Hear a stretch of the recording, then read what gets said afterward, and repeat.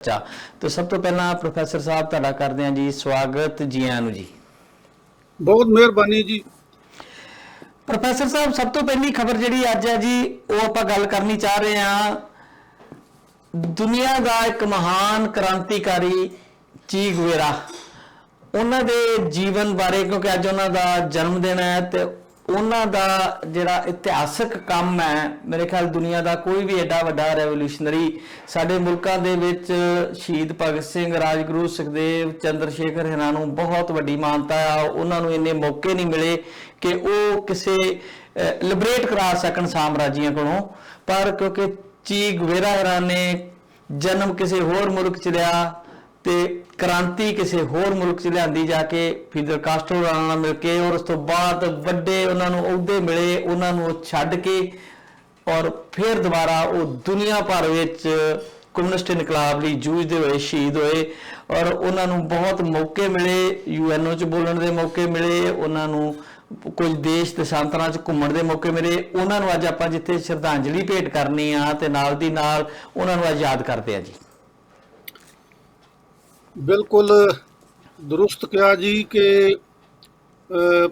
तुसीं देखो ये लेटिन अमेरिका दे लीडर सीगे इन्हां दा जन्म अर्जेंटीना च होया इनकलाब इन्हां ने क्यूबा च कीता ते आखिरी साह इन्हां ने बोलीविया च लिया। सो एक तरीके नाल ਤਿੰਨ ਮੁਲਕ ਜਿਹੜੇ ਆ ਉਹਨਾਂ ਨੂੰ ਤਾਂ ਸਿੱਧੇ ਤੌਰ ਤੇ ਉਹਨਾਂ ਨੇ ਓਨ ਕੀਤਾ ਹੈਗਾ ਔਰ ਅੰਤਰਰਾਸ਼ਟਰੀ ਸੋਚ ਦੇ ਮਾਲਕ ਹੋਣ ਕਰਕੇ ਸਾਰੀ ਦੁਨੀਆ ਨਾਲ ਉਹਨਾਂ ਦਾ ਵਾਸਤਾ ਰਿਹਾ। ਔਰ ਗਿੱਲ ਸਾਹਿਬ ਤੁਹਾਨੂੰ ਪਤਾ ਹੋਣਾ ਕਿ ਤੁਸੀਂ ਅੱਜ ਵੀ ਇੰਡੀਆ 'ਚ ਖਾਸ ਕਰਕੇ ਪੰਜਾਬ 'ਚ ਜਾਓ ਨਾ ਤੇ ਚੀ ਗੁਵੇਰਾ ਦੀ ਜਿਹੜੀ ਤਸਵੀਰ ਆ ची गुवेरा ਦੀਆਂ ਟੀ-ਸ਼ਰਟਾਂ ਜਿਹੜੀਆਂ ਉਹ ਨੌਜਵਾਨਾਂ ਨੇ ਅੱਜ ਵੀ ਪਾਈਆਂ ਆ ਭਾਵੇਂ ਕਿ ਉਹਨਾਂ ਨੂੰ ਉਨੀ ਜਾਣਕਾਰੀ ची गुवेरा ਬਾਰੇ ਨਹੀਂ ਹੈ ਜਿੰਨੀ ਉਹ ਸਤਿਕਾਰ ਕਰਦੇ ਆ। ਤੁਸੀਂ ਠੀਕ ਕਿਹਾ ਕਿ ਜਿਹੜੇ ਕਿਉਂਕਿ ਰੈਵੋਲੂਸ਼ਨਰੀਜ਼ ਦਾ ਇੱਕ ਦੂਜੇ ਨਾਲ ਕੋਈ ਮੁਕਾਬਲਾ ਤਾਂ ਨਹੀਂ ਕੀਤਾ ਜਾ ਸਕਦਾ ਪਰੰਤੂ ਜਿਵੇਂ ਪੰਜਾਬ ਦੇ ਵਿੱਚ ਭਾਰਤ ਦੇ ਵਿੱਚ ਸ਼ਹੀਦ ਭਗਤ ਸਿੰਘ ਦਾ ਦਰਜਾ ਆ दूसरे उन्होंने साथियों का दर्जा आ खास करके शहीद भगत सिंह का दर्जा आ जिमें शहीद भगत सिंह 24 साल तो घट उम्र दे विच शहीद होए और उन्होंने छोटी जी उम्र दे विच इन्ना पढ़िया इन्ना लिखिया इन्ना कुछ किया ये इस किस्म दी शख्सियतां जिहड़ियां उन्हां नूं असीं विलक्षण जां विशेष शख्सियतां कह सकते हैं। ची गुवेरा जिन्हों असी ची गुवेरा कहने लेटिन अमेरिका वाले उन्होंने चे प्रोनाउंस करते हैं चे गुवेरा कहते उन्होंने तो गल इको ही आ। इन्हें फिडल कास्ट्रो नाल रल के इन्होंने जिहड़ा इनकलाब किया क्यूबा दे विच 1959 दे विच वो मेरा ख्याल कि जिहड़ा दुनिया का लेटेस्ट इनकलाब है वो 1959 दे विच चे गुवेरा ते फिडल कास्ट्रो की अगवाई दे विच होया और वो अज तक भी जिहड़ी स्टेट हैगी आ वो एक सोशलिस्ट स्टेट जिहड़ी आ वो कायम आ और ची गुवेरा की जिहड़ी शख्सियत आ वो भी बहुत विलक्षण आ कि वो एक डॉक्टर सीगे सर्जन सीगे फिर वो राइटर सीगे फिर रेवोल्यूशनरी सीगे फिर स्टेट्समैन भी सीगे जिदा तुसीं दस्सिया बई उन्हां दे UN विच कीते होए भाषण जिहड़े आ वो भी यादगारी आ। फिर पाकिस्तान दे विच भी वो भावें किसी तरीके नाल गए पाकिस्तान भी गए ते उन्हां ने साडे जिहड़े एशियन मुल्क हैगे आ उन्हां नाल भी सांझ पाई और इस तो बिना छोटियां मोटियां चीज़ां जिहड़ियां छड्डणियां जी वो साडे लोकां लई आम लोकां लई की लीडरां लई भी बड़ियां औखियां हुंदियां आ। कोई चेयरमैनी भालदा कोई MLA बनना भालदा कोई कुछ भालदा कोई कुछ भालदा ते ची गुवेरा देखो जी मिनिस्टर सीगे जिहड़ी क्यूबा दी गौरमेंट बनी रेवोल्यूशनरी गौरमेंट उहदे चों मंत्री सीगे मंत्री होने के बावजूद भी उन्होंने मन च सुपना सीगा कि जिहड़ा समाजवाद आ जिहड़ी सोशलिस्ट सोसाइटी आ वो ਸਾਰੀ ਦੁਨੀਆ ਦੇ ਵਿੱਚ ਹੋਵੇ, ਵੱਧ ਤੋਂ ਵੱਧ ਦੇਸ਼ਾਂ ਵਿੱਚ ਹੋਵੇ, ਤਾਂ ਇਹਦੀ ਹੋਂਦ ਜਿਹੜੀ ਆ ਉਹ ਬਚਾਈ ਜਾ ਸਕਦੀ ਆ। ਸੋ ਇਸੇ ਕਰਕੇ ਉਹ ਆਪਣਾ ਅਹੁਦਾ ਸਾਰਾ ਜਿਹੜਾ ਉਹ ਛੱਡ ਕੇ ਕਿਊਬਾ ਦੀ ਗਵਰਨਮੈਂਟ ਨੂੰ ਸੌਂਪ ਕੇ ਆਪ ਬੋਲੀਵੀਆ ਦੇ ਵਿੱਚ ਇਨਕਲਾਬ ਕਰਨ ਵਾਸਤੇ ਚਲੇ ਗਏ। ਉੱਥੇ ਸਰਗਰਮ ਰਹੇ ਔਰ ਜਿਹੜੇ ਜ਼ਿੰਦਗੀ ਦੇ ਆਖਰੀ ਸਵਾਸ ਆ ਉਹ ਵੀ ਉਹਨਾਂ ਨੇ ਬੋਲੀਵੀਆ ਦੇ ਵਿੱਚ ਲਏ ਆ। ਸੋ ਇਸੇ ਕਰਕੇ ਉਹਨਾਂ ਦਾ ਜਿਹੜਾ ਨਾਂ ਹੈ ਉਹ ਦੁਨੀਆ ਦੇ ਮਹਾਨ ਇਨਕਲਾਬੀਆਂ ਦੇ ਵਿੱਚ ਗਿਣਿਆ ਜਾਂਦਾ ਆ। ਕਿਊਬਾ ਅੱਜ ਵੀ ਸਭ ਤੋਂ ਜਿਹੜੇ ਵਧੀਆ ਡਾਕਟਰ ਪੈਦਾ ਕਰਨ ਵਾਲਾ ਦੇਸ਼ ਆ, ਬਹੁਤ ਉੱਚ ਕੋਟੀ ਦੇ ਪਹਿਲਵਾਨ ਪੈਦਾ ਕਰਨ ਵਾਲਾ ਦੇਸ਼ ਆ, ਖਿਡਾਰੀਆਂ ਦੇ ਪੱਖ ਤੋਂ ਵੀ। ਤੇ ਨਾਲ ਦੀ ਨਾਲ ਇਹ ਵੀ ਆ ਬਈ ਕਿ ਸਾਮਰਾਜ ਦੀ ਹਿੱਕ ਦੇ ਉੱਤੇ ਬੈਠਾ ਆ। ਔਰ ਇਹ ਤੁਹਾਨੂੰ ਪਤਾ ਹੋਣਾ ਕਿ ਜਦੋਂ ਅਮਰੀਕਨ ਪ੍ਰੈਜ਼ੀਡੈਂਟ ਨਾਲ ਮੁਲਾਕਾਤ ਹੋਈ ਤਾਂ ਫੀਡਲ ਕਾਸਟਰੋ ਜਿਹੜਾ ਆ ਉਹ ਟੇਬਲ ਦੇ ਉੱਤੇ ਆਪਣੇ ਬੂਟ ਰੱਖ ਕੇ, ਪੈਰ ਰੱਖ ਕੇ ਬੈਠ ਗਿਆ ਸੀਗਾ। ਯਾਨੀ ਕਿ ਬੜੀਆਂ ਸਾਜ਼ਿਸ਼ਾਂ, ਬੜੀਆਂ ਕੋਸ਼ਿਸ਼ਾਂ ਨਾਲੋਂ ਸਾਜ਼ਿਸ਼ਾਂ ਜ਼ਿਆਦਾ ਹੋਈਆਂ ਕਿਊਬਾ ਨੂੰ ਤਬਾਹ ਕਰਨ ਦੀਆਂ, ਕਿਊਬਾ ਵਿੱਚੋਂ ਸਮਾਜਵਾਦੀ ਸਿਸਟਮ ਤਬਾਹ ਕਰਨ ਦੀਆਂ। ਪਰ ਇੱਕ ਵੀ ਜਿਹੜੀ ਸਾਜ਼ਿਸ਼ ਆ ਐਡੇ ਵੱਡੇ ਸਾਮਰਾਜ ਦੀ ਉਹ ਨਹੀਂ ਕਾਇਮ ਹੋਈ। ਸੋ ਇਸ ਕਰਕੇ ਇਹਦਾ ਜਿਹੜਾ ਸਿਰਾ ਆ ਉਹ ਚੀ ਗੁਏਰਾ ਵਰਗੇ ਜਿਹੜੇ ਫਾਊਂਡਰ ਆ ਉਹਨਾਂ ਨੂੰ ਜਾਂਦਾ ਆ ਔਰ ਉਹਨਾਂ ਦੀਆਂ ਸ਼ਖਸੀਅਤਾਂ ਨੂੰ ਜਾਂਦਾ ਆ, ਤੇ ਉਹਨਾਂ ਦੇ ਸਾਥੀ ਜਿਹੜੇ ਫੀਡਲ ਕਾਸਟਰੋ ਉਹਨਾਂ ਨੂੰ ਜਾਂਦਾ ਆ। ਮੈਨੂੰ ਗਿਲ ਸਾਹਿਬ ਇੱਥੇ ਆ ਕੇ ਪਤਾ ਲੱਗਾ ਕਿ ਜਿਹੜਾ ਮੈਰਾਡੋਨਾ ਫੁੱਟਬਾਲ ਦਾ ਲੈਜੈਂਡ ਖਿਡਾਰੀ ਸੀਗਾ, ਉਹਦੇ ਬਾਰੇ ਮੈਨੂੰ ਪਤਾ ਲੱਗਾ ਕਿ ਉਹਦੇ ਮਨ ਦੇ ਵਿੱਚ ਇਹਨਾਂ ਲਈ ਬਹੁਤ ਸਤਿਕਾਰ ਸੀਗਾ ਔਰ ਇਹਨਾਂ ਨੂੰ ਇਨਕਲਾਬੀਆਂ ਦੇ ਤੌਰ ਦੇ ਉੱਤੇ ਉਹ ਬਹੁਤ ਮਾਣ ਤਾਣ ਦਿੰਦਾ ਸੀਗਾ।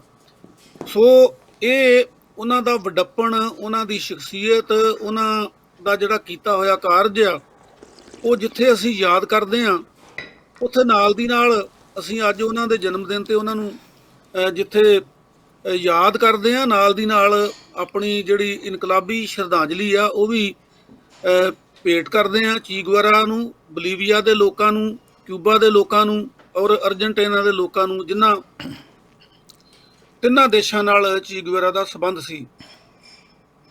ਜੀ ਜਿਹੜੇ ਚੀ ਗੁਏਰਾ ਹੈ ਜੀ, ਜਿਸ ਤਰ੍ਹਾਂ ਤੁਸੀਂ ਦੱਸਿਆ ਕਿ ਅੱਜ ਉਹਨਾਂ ਦਾ ਜਨਮ ਦਿਨ ਹੈ, 14 ਜੂਨ 1928 ਨੂੰ ਅਰਜਨਟਾਈਨਾ 'ਚ ਪੈਦਾ ਹੋਏ ਸੀਗੇ ਤੇ ਇਹ 5 ਭੈਣ ਭਰਾਵਾਂ ਦੇ ਵਿੱਚ ਸਾਰਿਆਂ ਨਾਲੋਂ ਵੱਡਾ ਸੀਗਾ। ਤੇ ਇਹਨਾਂ ਨੂੰ ਬਚਪਨ ਤੋਂ ਹੀ ਨਾ ਜੀ ਜਿਹੜੀ ਦਮਾ ਹੁੰਦਾ ਆ ਉਹਦੀ ਬਿਮਾਰੀ ਸੀਗੀ। ਇਹਦੇ ਬਾਵਜੂਦ ਉਹ ਇੱਕ ਬੜਾ ਵਧੀਆ ਐਥਲੀਟ ਵੀ ਸੀਗਾ ਤੇ ਘੁੰਮਣ ਫਿਰਨ ਦਾ ਬਹੁਤ ਸ਼ੌਕੀਨ ਸੀਗੇ ਉਹ। ਤੇ ਮੋਟਰਸਾਈਕਲ ਦੀ ਟੈਂਕੀ ਆਪਣੀ ਫੁੱਲ ਕਰਾ ਕੇ ਉਹ ਨਿਕਲ ਜਾਂਦੇ ਸੀ, ਲੋਕਾਂ ਨੂੰ ਮਿਲਦੇ ਸੀ, ਖੇਤਾਂ 'ਚ ਕੰਮ ਕਰਦੇ ਲੋਕਾਂ ਨੂੰ ਮਿਲਦੇ ਸੀ, ਫੈਕਟਰੀਆਂ 'ਚ ਲੋਕਾਂ ਨੂੰ ਕੰਮ ਕਰਦਿਆਂ ਦੇਖਦੇ ਸੀ। ਉਹਨਾਂ ਚਿਰ ਉਹ ਘੁੰਮਦੇ ਰਹਿੰਦੇ ਜਿੰਨਾ ਚਿਰ ਉਹਨਾਂ ਦਾ ਪੈਟਰੋਲ ਨਾ ਖਤਮ ਹੋ ਜਾਂਦਾ। ਤੇ ਜਦੋਂ ਕਦੀ ਪੈਟਰੋਲ ਖਤਮ ਹੋ ਜਾਂਦਾ ਤੇ ਜਿੱਥੇ ਉਹ ਮੁੱਕਦਾ ਸੀਗਾ ਉੱਥੇ ਹੀ ਕੋਈ ਨਾ ਕੋਈ ਕੰਮ ਲੱਭਦੇ, ਕਦੀ ਖੇਤ ਵਿੱਚ, ਕਿਸੇ ਫੈਕਟਰੀ 'ਚ, ਕਿਸੇ ਹੋਰ ਜਗ੍ਹਾ ਦੇ ਉੱਤੇ।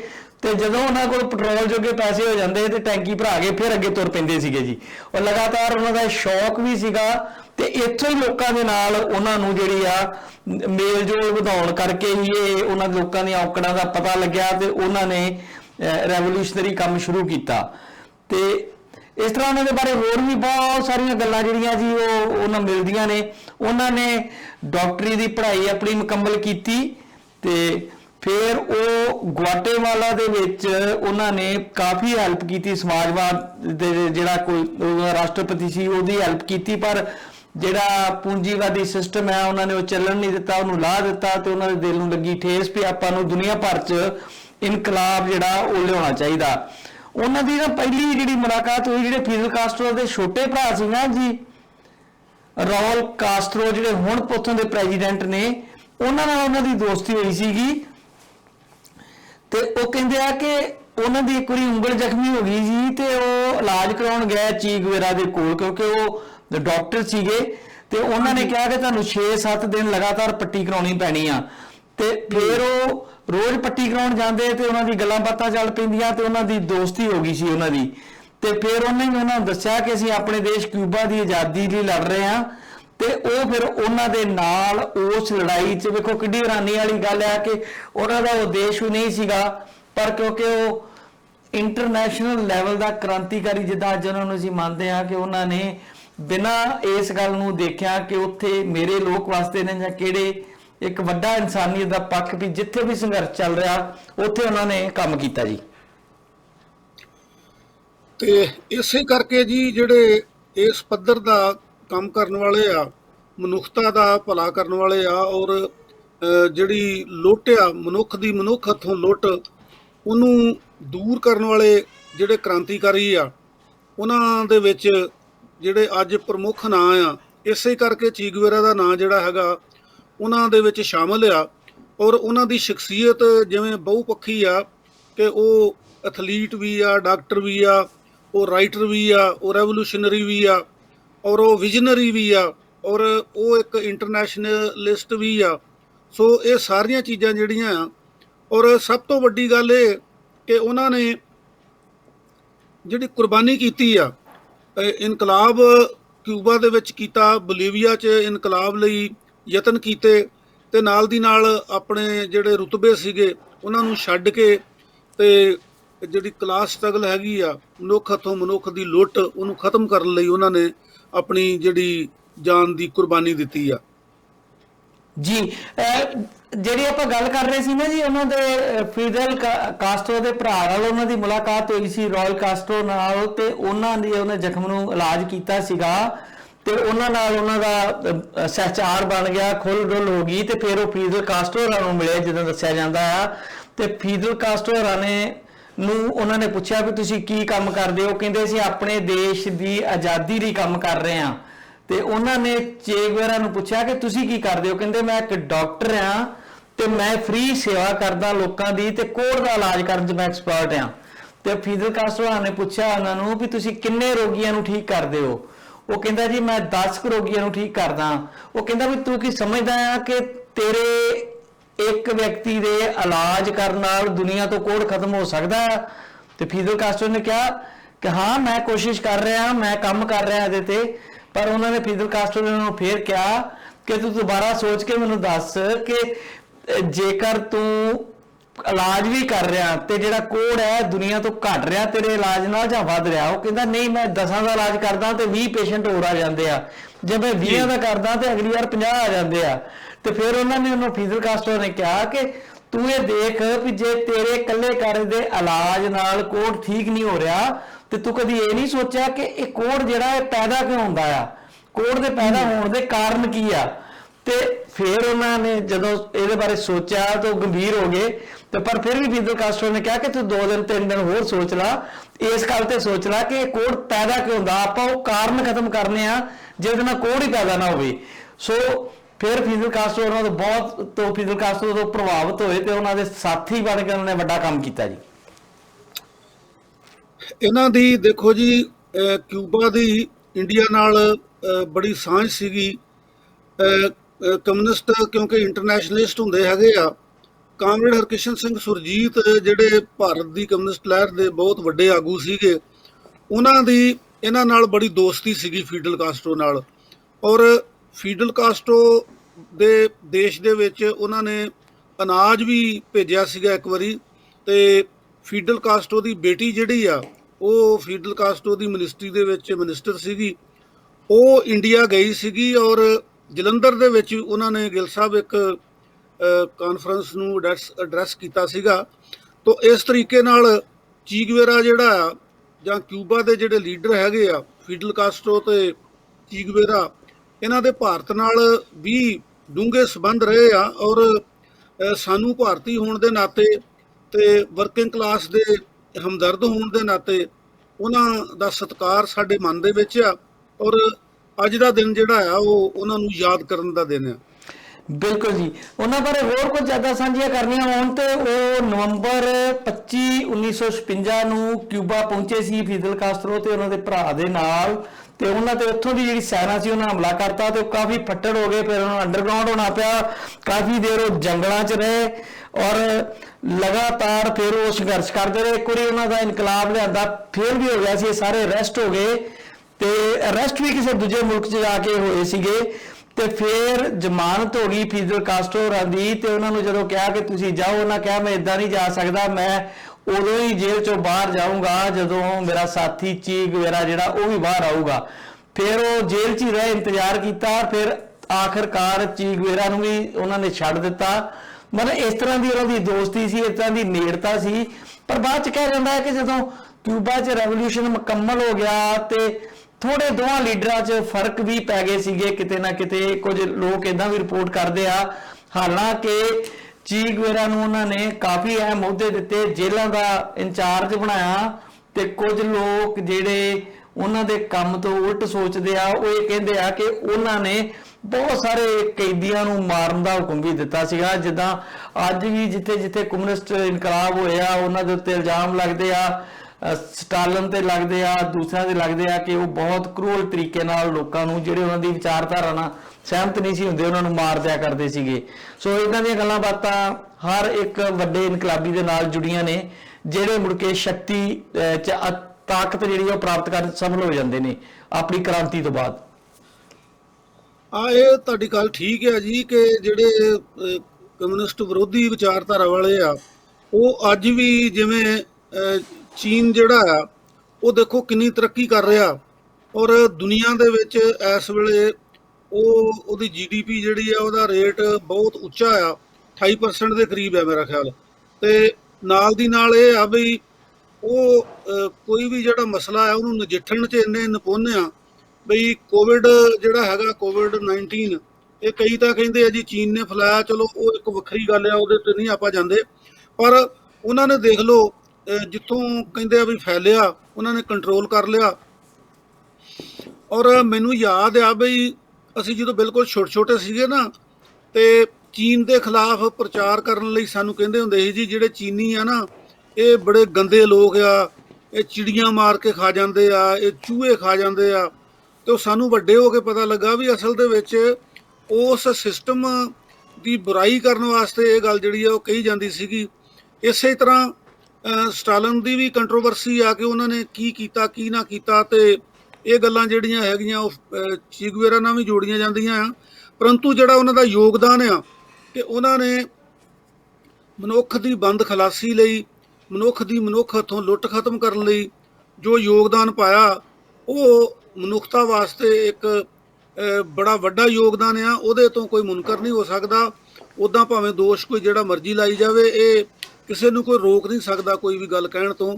ਪਰ ਜਿੱਦਾਂ ਉਹ ਕਰਤਾਰ ਸਿੰਘ ਸਰਾਭਾ ਗਾਉਂਦਾ ਹੁੰਦਾ ਸੀ ਨਾ ਕਿ ਗੱਲਾਂ ਕਰਨੀਆਂ ਢੇਰ ਸੁਖਲੀਆਂ ਨੇ, ਜਿਹੜੇ ਕੋਈ ਕੰਮ ਕਰਨੇ ਆ ਨਾ ਉਹੀ ਔਖੇ ਹੈਗੇ ਆ, ਸੇਵਾ ਜਿਹੜੀ ਆ ਉਹ ਔਖੀ ਹੈਗੀ ਆ, ਗੱਲਾਂ ਕਰਨੀਆਂ ਸੌਖੀਆਂ ਆ ਜੀ। ਕਾਲੋਂ ਸਾਹਿਬ ਇੱਕ ਗੱਲ ਆਪਾਂ ਚਲੋ ਲੱਗਦਾ ਇੱਥੇ ਇੰਟਰਨੈਸ਼ਨਲ ਖਬਰ ਹੋਰ ਜਿਹੜੀ ਆ ਰਹੀ ਆ, ਮੈਂ ਪਿਛਲੇ ਹਫਤੇ ਵੀ ਇਹ ਗੱਲ ਡਿਸਕਸ ਕੀਤੀ ਸੀ, ਵੈਸੇ ਸੁਸ਼ੀਲ ਰਾਣਾ ਵੀ ਇਹ ਗੱਲ ਕਰ ਰਿਹਾ ਸੀ, ਸ਼ਾਇਦ ਤੁਹਾਡੇ ਨਾਲ ਵੀ ਕੀਤੀ ਹੋਵੇ, ਕਿ ਮੈਂ ਇਹ ਗੱਲ ਕਰ ਰਿਹਾ ਸੀਗਾ ਜੀ ਆਪਣੇ ਸੰਡੇ ਵਾਲੇ ਪ੍ਰੋਗਰਾਮ ਇਕਨੋਮੀ ਵਾਲੇ ਦੇ ਵਿੱਚ ਢੀਂਡਸਾ ਸਾਹਿਬ ਨਾਲ ਕਿ ਦੁਨੀਆ ਪੂਰੀ ਦਾ ਧਿਆਨ ਖਾਸ ਕਰਕੇ ਜਿਹੜਾ ਇਹ ਸਰਮਾਏਦਾਰੀ ਯੁੱਗ ਚੱਲ ਰਿਹਾ ਹੈ ਤੇ ਕੈਪੀਟਲਿਸਟ ਸਮਾਜ ਆ ਜਿਹਦੇ ਵਿੱਚ ਅਸੀਂ ਵੀ ਰਹਿ ਰਹੇ ਹਾਂ, ਜਿਹਦੀ ਅਗਵਾਈ ਇਸ ਵੇਲੇ ਅਮਰੀਕਾ ਦੇ ਹੱਥ ਵਿੱਚ ਆ, ਉਹ ਆਪਣੀ ਸਰਦਾਰੀ ਖੁੱਸਦੀ ਵੇਖ ਕੇ ਤੇ ਇਹ ਯਤਨ ਕਰ ਰਿਹਾ ਹੈ ਕਿ ਕੋਈ ਹੋਰ ਕੰਟਰੀ ਜਿਹਦੇ 'ਚ ਟਾਰਗੇਟ ਇਸ ਵੇਲੇ ਚਾਈਨਾ ਆ, ਉਹ ਸਾਡੇ ਨਾਲੋਂ ਕਿਸੇ ਤਰ੍ਹਾਂ ਅੱਗੇ ਨਾ ਨਿਕਲ ਸਕੇ। ਚਾਈਨਾ ਨੇ ਨਿਰਸੰਦੇਹ ਕਈ ਤਰੀਕੇ ਉਹਨਾਂ ਦੇ ਗਲਤ ਹੋ ਸਕਦੇ ਆ, ਇੰਟਰਨੈਸ਼ਨਲ ਮਾਰਕੀਟ ਨੂੰ ਉਹਨਾਂ ਨੇ ਕੈਪਚਰ ਕੀਤਾ ਹੋਇਆ ਕਿਸੇ ਨਾ ਕਿਸੇ ਤਰੀਕੇ, ਤੇ ਹੁਣ ਅਸਾਰ ਇਹ ਬਣ ਰਹੇ ਨੇ ਕਿ ਕਈ ਬਹਾਨੇ ਬਣ ਰਹੇ ਨੇ ਜਿਨ੍ਹਾਂ ਦੇ ਵਿੱਚ ਜਿਹੜਾ ਚਾਈਨਾ ਸਾਗਰ ਆ ਜਾਂ ਹਿੰਦ ਮਹਾਸਾਗਰ ਆ, ਜਿੱਥੇ ਚਾਈਨਾ ਆਪਣੀ ਮੋਨੋਪੋਲੀ ਬਣਾ ਰਿਹਾ ਆ, ਨਾਲ ਵਾਲੇ ਮੁਲਕਾਂ ਨਾਲ ਉਹਦੇ ਬਾਰਡਰ ਦੇ ਇਸ਼ੂ ਨੇ, ਭਾਰਤ ਸਮੇਤ ਤਾਇਵਾਨ ਨਾਲ ਜਿਹਨੇ ਵੀ ਮੁਲਕ ਨੇ ਉਹਦੇ ਕੋਈ ਨਾ ਕੋਈ ਝਗੜੇ ਚੱਲਦੇ ਨੇ, ਉਹਨੂੰ ਲੈ ਕੇ ਇੱਕ ਗੁੱਟਬੰਦੀ ਹੋ ਰਹੀ ਆ। ਇੱਕ ਖਬਰ ਤੇ ਇਹ ਆ ਕਿ 4 ਦੇਸ਼ਾਂ ਨੇ ਇੱਕ ਸੰਸਥਾ ਬਣਾਈ ਸੀ ਬਹੁਤ ਪਹਿਲਾਂ, ਉਹ ਟੁੱਟ ਭੱਜ ਗਈ ਤੇ ਉਹ ਦੁਬਾਰਾ ਰਿਵਾਈਵ ਹੋਈ ਆ, ਜਿਹ 'ਚ ਆਸਟ੍ਰੇਲੀਆ, ਇੰਡੀਆ ਤੇ 4 ਮੁਲਕ ਨੇ ਜੀ, ਅਮਰੀਕਾ ਤੇ ਇੱਕ ਕੋਈ ਮੁਲਕ ਹੋਰ ਹੈ, ਬੰਗਲਾਦੇਸ਼ ਉਹ ਚੋਣਾਂ ਚਾਹੁੰਦਾ। ਪਹਿਲੀ ਖਬਰ ਤੇ ਇਹ ਆ ਕਿ ਚਾਈਨਾ ਨੇ ਬੰਗਲਾਦੇਸ਼ ਨੂੰ ਚੇਤਾਵਨੀ ਦਿੱਤੀ ਆ ਕਿ ਜੇ ਤੁਸੀਂ ਉਸ ਗੁੱਟ 'ਚ ਸ਼ਾਮਲ ਹੋਏ ਤੇ ਤੁਹਾਡੇ ਨਾਲ ਅਸੀਂ ਬੁਰੀ ਕਰਾਂਗੇ। ਦੂਸਰੀ ਖਬਰ ਇਹ ਆ ਅੱਜ ਕਿ ਨਾਟੋ ਨੇ ਧਮਕੀ ਦਿੱਤੀ ਆ ਚਾਈਨਾ ਨੂੰ, ਯਾਨੀ ਕਿ ਜਿਹੜੀ ਕੋਲਡ ਵਾਰ ਆ, ਜਿਹੜੀ ਰਸ਼ੀਆ ਇੱਕ ਧਿਰ ਹੋਇਆ ਕਰਦੀ ਸੀ ਤੇ ਅਮਰੀਕਾ ਧਿਰ ਹੋਇਆ ਕਰ, ਉਸ ਤਰ੍ਹਾਂ ਦੀ ਕੋਲਡ ਵਾਰ ਹੁਣ ਕਿਤੇ ਨਾ ਕਿਤੇ ਚਾਈਨਾ ਵਰਸਸ ਅਮਰੀਕਾ ਸ਼ੁਰੂ ਹੋ ਚੁੱਕੀ ਆ।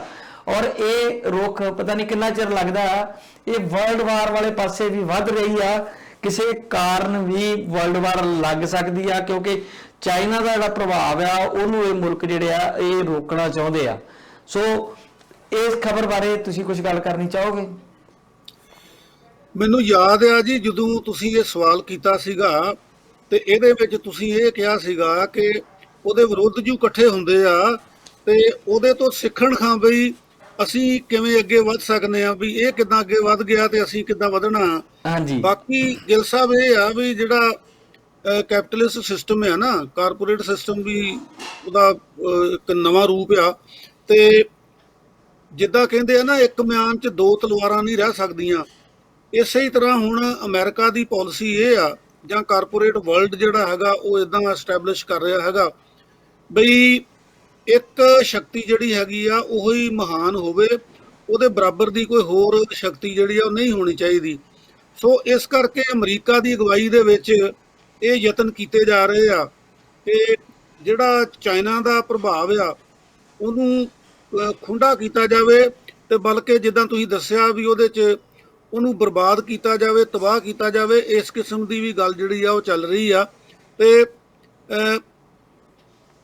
ਚੀਨ ਦੇ ਵਿੱਚ ਕੋਈ ਨੁਕਸ ਹੋਣਗੇ, ਕੁਝ ਗੱਲਾਂ ਜਿਹੜੀਆਂ ਉੱਥੇ ਗਲਤ ਵੀ ਹੋ ਰਹੀਆਂ ਹੋਣਗੀਆਂ, ਇਹ ਹਰ ਇੱਕ ਥਾਂ ਹੁੰਦੀਆਂ ਆ। ਪਰੰਤੂ ਆਪਾਂ ਵੇਖਣਾ ਇਹ ਆ ਕਿ ਜ਼ਿਆਦਾਤਰ ਜਿਹੜਾ ਰੁਝਾਨ ਆ ਉਹ ਕਿਹੜੇ ਪਾਸੇ ਨੂੰ ਆ, ਚੰਗੇ ਪਾਸੇ ਨੂੰ ਆ ਕਿ ਮਾੜੇ ਪਾਸੇ ਨੂੰ ਆ।